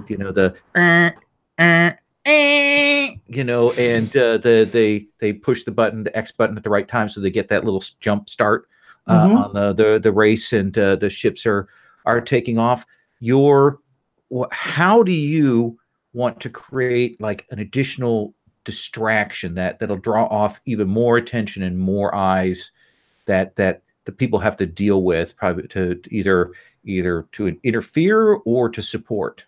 So we're VIPs. Yes. Which I'm going to take license to say that means that we got seated not very far from the special box where Olembe and his top people congregate during these kinds of events. Yes. Olembe looks a lot like Kasiko, but his skin and stuff has a much more purplish violet hue to it, like a whole different kind of coloration there. Okay. And also plumper, like clearly a little bit of a decadent life. Okay, so I am going to be this is my performance now, is the tipsy, overconfident, attention-seeking, but so I'm going to be pretending to be slightly inebriated and wandering over into the special box where Alembe's people are, and sort of semi-flirting, semi-challenging him that that the Space Bondo ship is going to beat all of those other sleek, stylish-looking vessels, and that I have a fortune in hard-pressed latinum to back up my words. That sounds perfect, and that seems to me like rapport. Okay. All right, and what do you want? Do you want to spend any aura to boost this up? I'm going to probably want to, yeah. Let's see. If you want to, we could now have you roll for your notoriety with him to potentially get a bonus or a penalty. Sure, why don't I start with that? Okay. Okay, so I'll spend the aura to get the notoriety roll. Okay. And then I will roll 1d10. It's an 8. Oh, yeah. Means, he knows you. Yeah, he doesn't love me, but he knows me. Okay. +2. That's good to have. So, +2 per Pinnacle of Beauty, so that's +4 if you spend that. And let me see, is there anything else I can bring to bear on this? Not really. Oh, and an eye for reading, so +5. Okay, cool. So, all right, so +5. And then my rapport is... Get up 4? there, sorry. Rapport is 4, right? Okay. And I'm doing that with... Grace. Grace, 3, 4, 7, and 5 is 12. That's not a bad bonus. 2d10 plus 12. Let's go.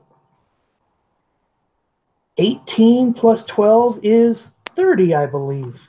So it's that's going to be 3 edges you're going to get. And it's not just that you come in, that you make a scene. It's that like all of the cameras and stuff pick you up.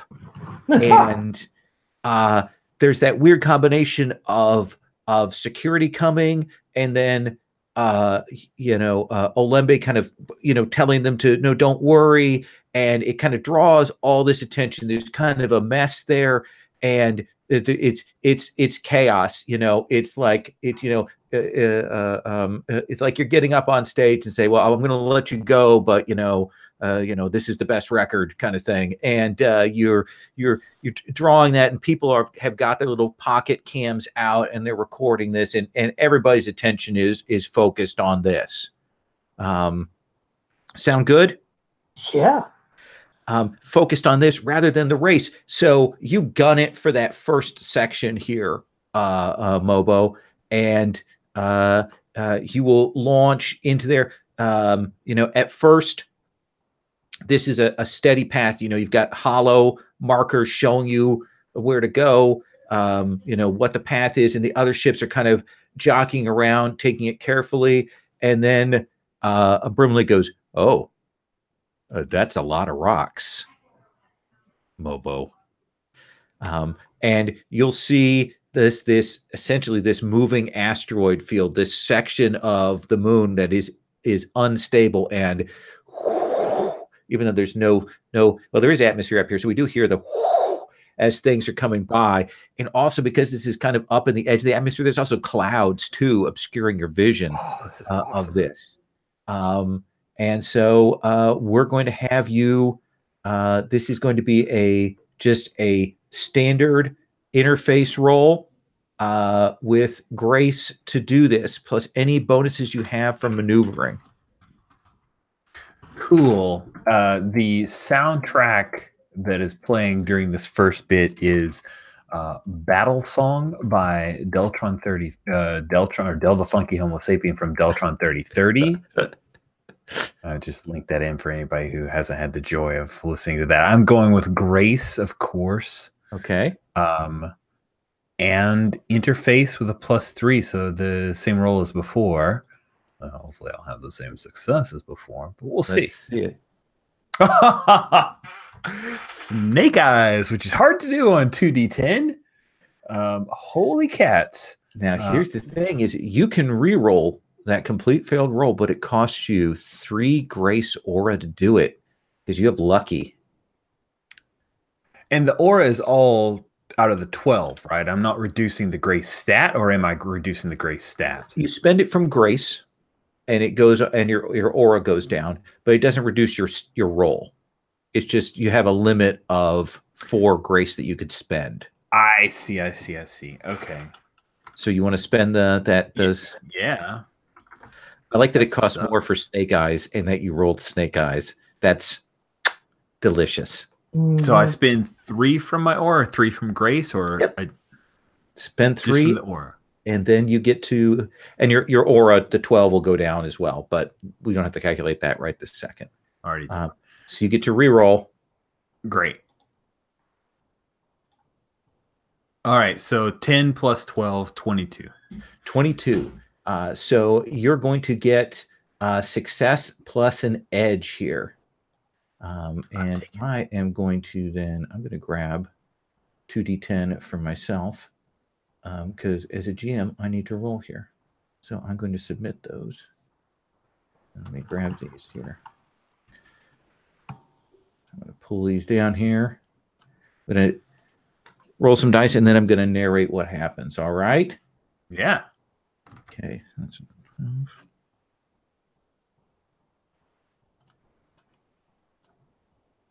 7. That's an 11. So you and the red stripe ship that the Anubis guy is piloting, and then also the auto ship of Zwara, you 3 are on it, like twisting around, and there are a couple points that you come really close. But you will see at one point as you come in there, Zwara actually shifts and like kind of almost bumps the Scorpion, sorry, the dark black ship, and actually knocks it into some of these asteroids, and you will see it cut this huge gouge across the side of it, and it starts to, it's like a burning smoke off from it, and it is kind of bouncing around through there, and it kind of comes up by you, and even as it kind of comes by you, it catches an asteroid that would have hit you, and spins out, and you have to drop down even as it goes tumbling down to the planet below. Just this black streak. When you'll see the explosion on the planet down below. Nasty. And then you'll hear Brimley go, eyes forward, eyes forward. You think he's hurt? And Brimley turns all of the comms, things forward to keep your attention, because you are, the 3 of you are now sort of neck and neck, kind of pushing up towards the next leg of this. I'm going to cut back to your team. This distraction is going on. She's up in the VIP box. The cameras are on that. So tell me, how are you taking care of sort of the security measures? Who wants to do that, and who wants to actually try and break into the gallery itself? I'm not wedded to this idea, but it seems like Kasiko may have better shot at getting into the gallery than me, and I'm not sure what Kasiko's talents are, but I think I would do reasonably well at trying to muck with whatever security is going on here. All right. Yeah, I agree. So what is it that you're doing? How are you putting your skills to use to negate either the like surveillance or the physical security. You've got those codes too. Right. Yeah. So I have the codes. So I'm imagining that I'm going to find a way into the security area where Kasiko saw Lasidi before, and basically try and access the computers, use the security codes to take down the locks, open up the tunnel through the water, this sort of thing, and then monitoring at the same time. So I think that's interface. I think the security codes are going to give you a +3 on the roll, essentially shifting it from a standard difficulty to +3 is kind of a payoff for you having told them. And then do you have anything that gives you bonuses to interface? I don't think so. And interface itself, I'm actually not very good at. So you've got the metabus, essentially the thing that carries you around. That gives you a +1, right? Does that give me for interface? Yeah. Okay. Awesome. Oh, okay. Right. That's over here. You're right. It does give me a +1 interface. Okay. Cool. So yeah, I think I can tap into that through my comlink or whatever. Have it. So all of that plus light, and you of course can spend edges to give yourself a +2 bonus to the roll. Yeah, I don't have any edges. But you could spend a point of light to give you a +2 to the roll.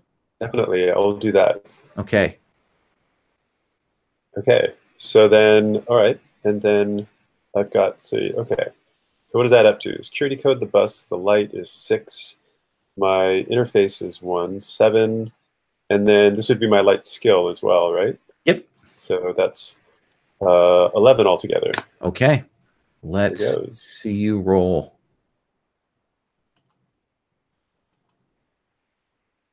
Oh, I got a 17. It's about time. I got a good roll. So that'll be 28. 28. So a 28 is substantial, and you're going to get then 2 edges. Tell me what happens. Tell me what that looks like. What is it we see on screen you doing, and what do we see actually? What's the effect? Yeah, well, these security codes were just the right thing. You know, I type those in and I basically get root access. Like, you know, maybe these janitors didn't even know how awesome these security codes were, but they got the security code, right? And so I'm just able to shut down the security. I see that most of the cameras are on Bunmi now, so I'm going to take the risk and leave most of them on Bunmi. But the cameras that are here, I'm shutting down. I actually found Lasidi's comlink, and I think I can even jam that so that if any communications come through, Lasidi will have trouble. Yeah, and then you know, and then I open up the tunnel. For Kasiko to go into the gallery, and we see Kasiko having stealthed over there. You know, he made his way over there. We see that force field open and that sort of tunnel of water open up, like when you're in an aquarium that has the sort of walk underwater things. It's like that, where you get that light go in there, and we see that tunnel. And we cross cut from that tunnel to sort of the tunnel of asteroids and rocks, and that sort of wave of the water. Actually, we see that same sort of distortion in the space up ahead, and we can see that there is this subspace gravatic rupture up ahead of you. That is you like all of your alarms go off here in the ship. Brimley's going, Sorry, those are automatic. I can't turn those off. Sorry. And everything is, you know, like the lights turn red and all of those emergency thing comes on here. So Rich, I tell you what, this is a challenging thing to get past, right? I would, yeah, it sounds very challenging. And so challenging is a -1 to your roll to make that test. However, there is an opportunity here. There's an opportunity to use that to try and slingshot yourself ahead of your competitors.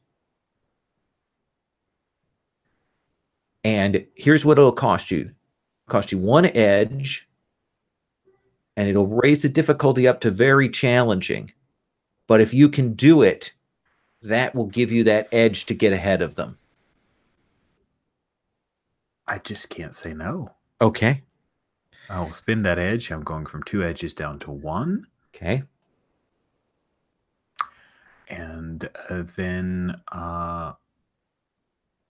yeah, I think going for the interface plus grace maneuver here with my +3 from Geyser. And you get a -3 for the difficulty. Okay. So then I'm roll +9 after taking out that negative. Here we go. I have rolled a 16. What? Means I get a 25. A 25. So that will give you 2 edges as payoff for that. Rich, tell me what that looks like. Tell me what we see on screen. Oh, I think that there are 3 competitors now, right? Because the black... you and the Scorpion green ship, which is Zwara, and then the flame stripe one, which is the Anubis pilot. Okay, cool. So I think the Anubis pilot and Zwara and also Mobo all are going for the slingshot maneuver. But the Anubis pilot, he's just kind of bull straight ahead, and Mobo and Zwara both just zip ahead and then curl again around it, and it just throws him off. There's too many variables that are going on, but the 2 of them actually just dive in together and bounce off and send the hurtling. And I roll him a 3. So yeah, you 2 are on, and he bounces off, and then you see almost like that shot at the beginning of your spaceship, like taking that warp drive. We see that stretching of his ship into that rupture, and then and he's gone as he gets sucked into that subspace fissure. And then it's just the 2 of you neck and neck, side by side, racing up to that next section. And you hear it comes over the comm. Nice. I was about to say the same for you, Zwara. I am impressed. And we'll cut away from that back to you, Kasiko. So what do you think is the appropriate role for you to then, the door is open for you to bust in, get this thing, and get out? I think it's some sort of, I don't even know if I necessarily have to be covert at this time. I'd say covert or interface would be like. Yeah. Does that seem right? I think so. I mean, I imagine like going into the tunnel, and I don't. So the tunnel goes through these globes, these spheres, and then the items themselves are suspended in the water. So what it is picture this. There's this massive sphere, and this tunnel that goes in, and it goes into an inner sphere area where there's actually kind of like a solid platform built up and a gallery with these items in it. Oh, okay, gotcha. Okay. Yeah, so then, I'd just be sort of slithering my way in, trying to maintain a low profile into the that inner sphere, and then hopefully being able to identify what this civilization matrix looks like. What does it look like? Aha.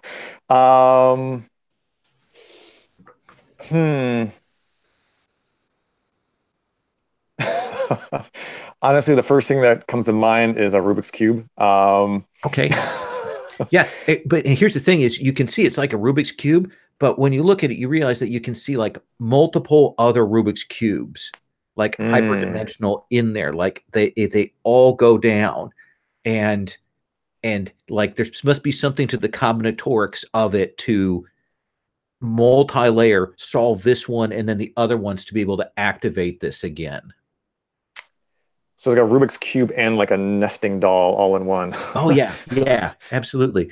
And you will look at this and you realize that while the sort of external security has been taken down, there is still security, you know, on the display case and the mantle, and to lift this up. And so we've got to have you Indiana Jones it. Let's have you roll your interface or covert to do this. Which do you think is appropriate here?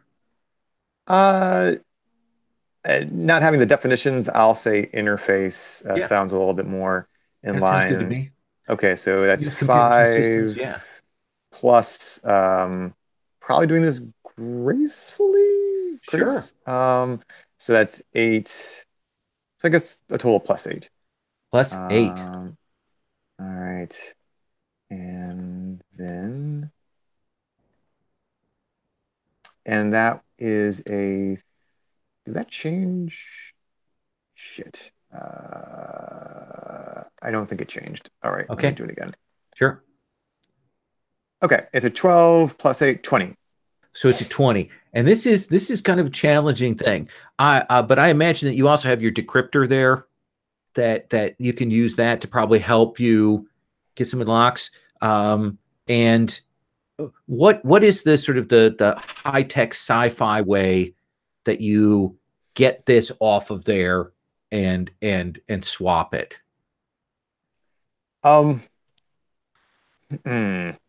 Does it have to be high-tech? I almost kind of like... Oh yeah, no, tell me. I mean, you mentioned Indiana Jones. Like, I want to go like low-tech. Like, I take out like my, I don't know, let's say I have you got a bunch of complimentary stuff. Because I'm wearing swag. And actually, I was thinking because part of my my VIP guise was I put on like all these like sort of ringlets like on my tentacles, or like braces, things like that, decorative fashion. So I'm gonna like eyeball like this matrix, take off what I think is a comparably weighted amount of ringlets. And then just sort of like swap them out. Swap them out, and they kind of settle there. And you do that thing where you watch it for a bit, and maybe you think it's about to sink down a little bit. Yeah. And it doesn't. And we will see you then just booking out of the tunnel as fast as your tentacles can take you out of here. And then going casual, flying casual once you get out, right? Oh yeah, yes. And lightning, like violet lightning ahead of you, Rich. This electrical discharge. There's something wrong with the atmosphere, like a perpetual thunderstorm that is stuck up here in these asteroids that is roiling through, and you are neck and neck with Zara. You're both kind of gunning it here. And this one, as you kind of move up, as soon as you hit it, you'll feel that electrical field kind of shift in the ship. And this is a slightly different role. This is actually a role to keep the ship together. Oh, nice. So this is actually a repair role. I'm not too bad at that. I think Bring the Noise by Public Enemy is playing right now. Absolutely. And we can actually probably see that violet lighting and that electricity probably in the ship itself. We see it crackling along. You know, it's coming through like static charges through here. We probably see the medical bay that Abiodun carefully put together at the beginning. We see everything going flying there. Let's have you roll. Okay. So then this is repair. Perhaps yes. I am trying to stay in harmony with my ship here. I like it. I like it. Cool. Even though that doesn't work incredibly well for me, I'll take it. All right. So that means I am rolling with +6 modifier because I don't think, well, I mean, speed and maneuvering does not feel like that's what you're asking for here. So I wouldn't get the geyser benefit either. I don't think you get the geyser benefit on this one. Okay, so be it. Anything I can spend ahead of time to give myself, or is it all after the roll that you do aura and edges and all that good stuff? You can spend aura ahead of time. You can spend one of the aura ahead of time to give yourself a +2, and that's sort of the max you can do on that. Okay, I'll go ahead and do that. Now, does that come out of harmony or just straight out of the aura pool? It comes out of harmony because you were rolling harmony. Okay. I'm marking that and then dropping that, and that'll give me a +2, which means it's a +8 to my roll. Here we go. Okay. And that is an 11, so I've rolled a 19. 19, huh? I've got that plus that. And I'm spending my hitches. I can only spend up to 2. So that's that. Okay. So, Rich, I am ahead of you. I'm at a 21. What do you have? 19. Do you have any edges left? I have 1 edge left. Oh, shit. If you spend that, you're tied right now. I want to be tied so bad. Okay. So 21 and 21, you both come out of this shaky electricity coiling off of the ship's edge, essentially crackling through, and you are heading to the end, like you are racing, gunning it. And I need you now to make a competitive test of interface as she attempts to bump you into a rock. Nice. Okay, competitive test of interface. I am not trying to go to war. I just want to remain graceful here. Okay. And win without having to hurt her. This is maneuvering related. Yep. So do I get the geyser? So I should be back Absolutely. to my normal. Okay. So and you can spend from your aura if you want. It will be my last expenditure from grace. I will do that. I don't fall from grace if I Nope. if I use up all 4 of those. All right, then I will do that to give me a +2, which means I am rolling with a +14. +14, huh? Here we go. Okay. Ugh, a pitiful 8, so 22. 22. Now, do you have anything that you can use to can't remember if you have some stuff for rerolls. Let me take a look at my talents real quick. I could spend 1 grace or to reroll a failed roll. Hog the spotlight. Gaining attention. Instead of always running down. Star shower, ace in the cockpit. Attacking another ship. You can spend war aura to attack again. So what's your total? My total is a 22.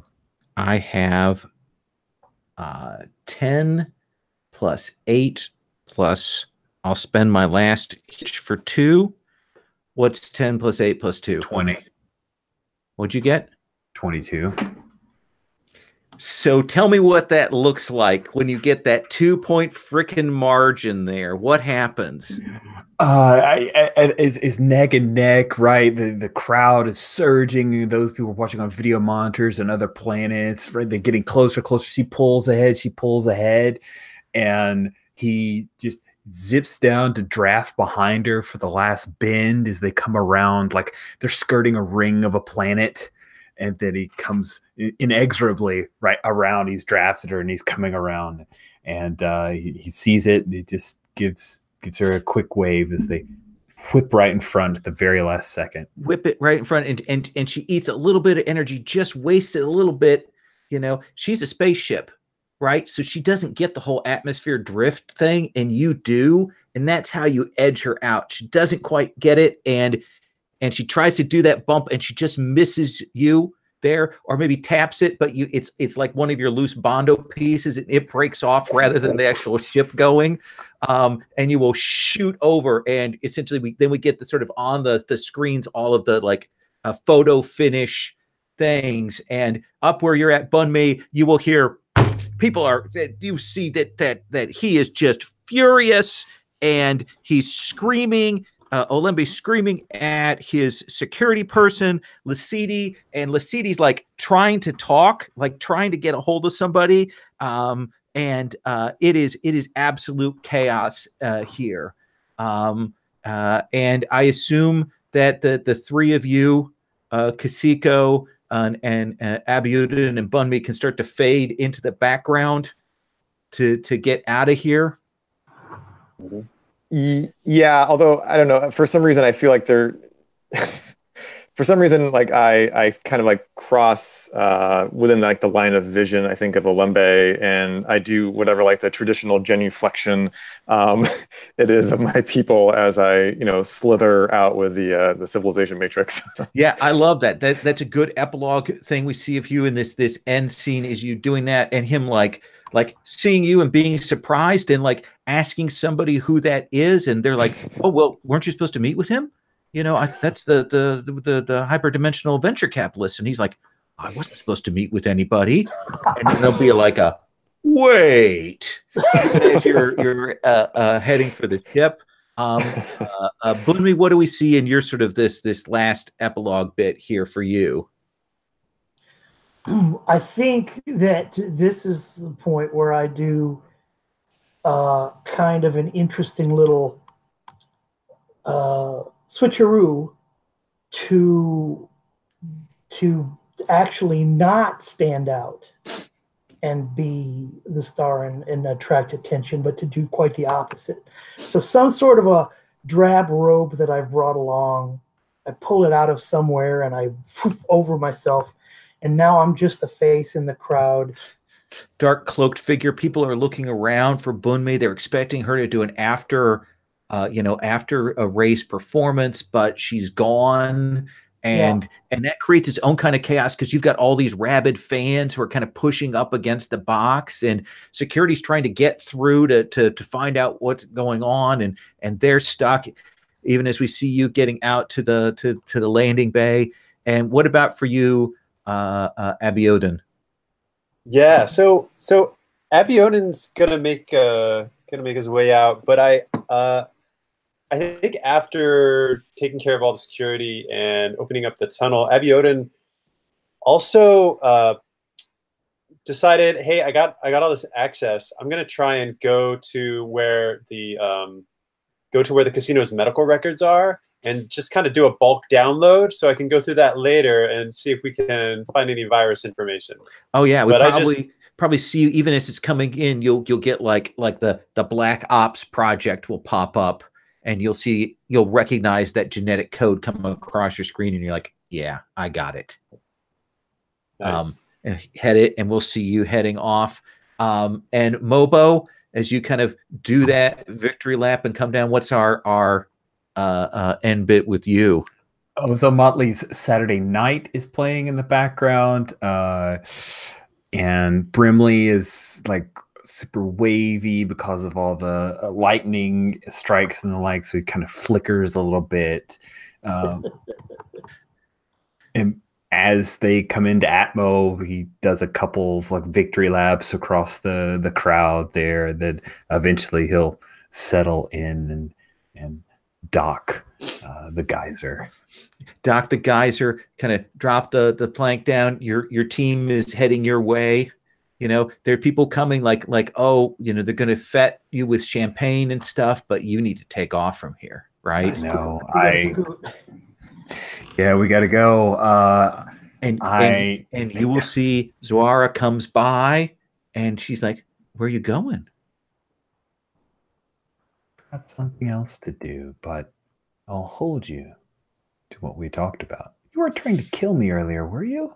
Of course I was. Oh. Okay. Well, you still owe me. All right. Well, if you can catch me, we'll meet again. And she'll do that thing where she kind of lifts up, goes to the edge of Atmo, and then hits the warp drive.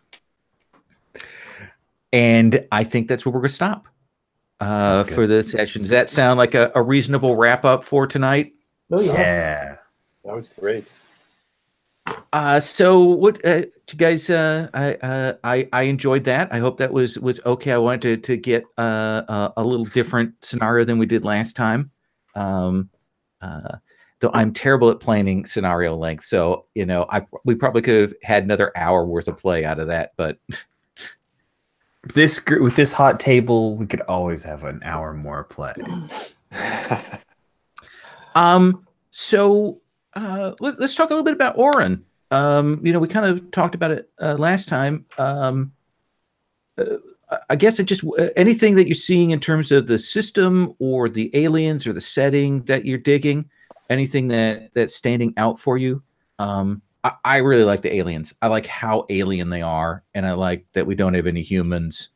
Larry, what do you think? Anything you want to point to? Yeah, I agree. I think this is probably the first time that I've played like a non-humanoid character before. So that's just, you know, interesting and odd, and maybe not so much in this session, but in the prior session, like that non-humanoid nature, you know, yeah, lent itself to a lot of when you made the bridge. Yeah. And getting to use my tentacles, like it's just yeah, just the physicality of it was different and opened up an interesting creative space, I thought. So yeah, I dug that. Mickey, anything you want to point to?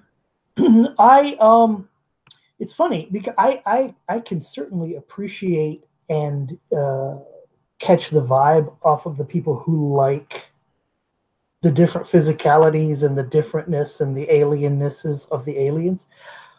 I have this sort of baked in preference for always playing humans or human-ish. Mm-hmm. And which is why I'm glad that there were at least a couple of human-ish species in this game to be able to play. Yeah, humanoid without having to be human. Right. But I've never actually had there's been no appeal to me to play a bug person or a fish person or any of that kind of stuff. It's just me. I mean, I don't say there's anything wrong with it. Mm-hmm. It's just not my bag. But I still found it very interesting the way that, especially the way Larry did it with the aquatic thing and the stretching and all of that tentacle stuff. So that was good. I like the different take that this has on space opera, but I like that it's still very, very, very space opera. Mm-hmm. I have played some of Jerry Grayson's games before and interacted with him enough to see some of the interesting little fingerprints that he's put into this. I mean, Mm-hmm. so that was good. But to be honest, to go off book a little bit, Lowell, Sure. Tonight you were so on. Oh, good. I mean, maybe this is what everybody gets when they play with Lowell, and that's why they love playing with Lowell. This is only my second time to have you running a game, and there was such a vast difference. Not that last week was bad; it was fun. Last week was from a starter scenario, and exactly. And you could tell the difference between your comfort levels, and you brought it tonight because you brought your own brand of stuff into this, and it was like volume all the way up, cool, fun space opera, and the way you were cutting the scenes, and just kind of thank you for that. That was awesome. Yeah, you know, it was the thing is having the chance to actually goof and come up with a scenario for this tonight actually made me appreciate it more. Like the setting is so open, there's so many cool things in here, so many neat ideas that I felt like I could do it and I didn't worry too much about it. Right. Then of course I started with, okay, I need to have some spaceship stuff. That was my writ coming into tonight. So right. Yeah, it made it feel like you certainly had an awareness that you wanted to be able to highlight each of our characters' strengths and challenge those things and push against them. And I think everybody got to do what they're good at. Boy, we sure did roll pretty well tonight, didn't we, everybody? You guys were hot. You worked hot, and then 2 pairs of snake eyes. Yeah. 2d10, which was crazy. Walter, you came in here for just 1 session, so we threw you really in the deep end. Anything that you want to say about tonight that you dug or anything? Yeah, I had a blast. I could definitely echo some of the comments of Larry and Mickey. 2 things I want to call out are I really like the interesting alien species. One thing that I kind of realized a little late that it would have been fun to hit on, but it was kind of like so alien it was hard for me to wrap my head around, is I know that the insect species actually has this weird way of procreating where they have this like line where they're like an offspring is born, and then the offspring basically like I don't know, they I don't know if they consume or if or something the original one, and then they get all the memories and everything of the original. So there's like this unbroken line of, you know, many generations where they actually share memories and all this stuff. So I was back when they were talking about the what is it, the Aprochetus pups yipping up their heels. I probably could have offered some interesting perspective there if I wrapped my head around it, but it was like so alien. I'm like, I don't even know what I would say in this situation. Clearly, we have a very different relationship with our kids, and I love that. I think that's great. I think there's so much potential to, you know, dive into that, especially in like a campaign where, you know, session after session I'm playing this character and I can just be like, yeah, what is it like to be this really foreign alien species? So that's cool. Yeah, I think if we'd had more time, more space, we could have leaned into some of those more alien aspects, both of your character, the Fetora and the Babachi, and even the strangeness of some of the physicalities with the Bunmi. So yeah, I dig it, and I dug your character, so I thought I enjoyed that. You found a space to play in. Yeah, I had a blast. One last thing I want to highlight was that the whole scenario was great, and your NPCs were phenomenal. My favorite moment was when you had the 2 announcers, and one of them was talking about the Space Bondo, and then like so smoothly you switched voices, and you're the second announcer, and you're like, yeah, and I think he's going to die before the first lap. That was I enjoy that. I want to call out Rich for his soundtracking race there, which I popped a couple of those up during those segments. So I want to highlight for those of you at home, Rich was dropping YouTube tracks in during each of those, and it was very cool. Rich, I'm going to give you last word. Last word. I think Orun is a really fascinating game. I love the ideas behind it. I haven't played a sci-fi game quite this like the Post-Apotheosis. I think that idea is pretty neat. I like the galaxy rangers that you play. I like being the good guys. Kind of a space patrol is really nice. I'm with Mick on the with Mickey on that. I'd really like to have more human. I want kissing, and kissing flower creatures is less interesting, but they were still, at least they were colorful, flavorful. And I gave you a sentient spaceship to flirt with. So, dude, thank you.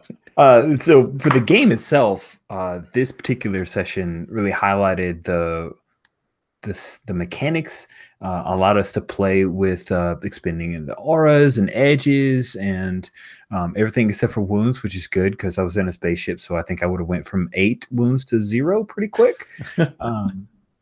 So yeah, it's a game that's got a lot going on. I actually think that the character keeper is less intimidating than the character sheet. The official character sheet like scares the shit out of me. It looks like the HUD for like somebody's car.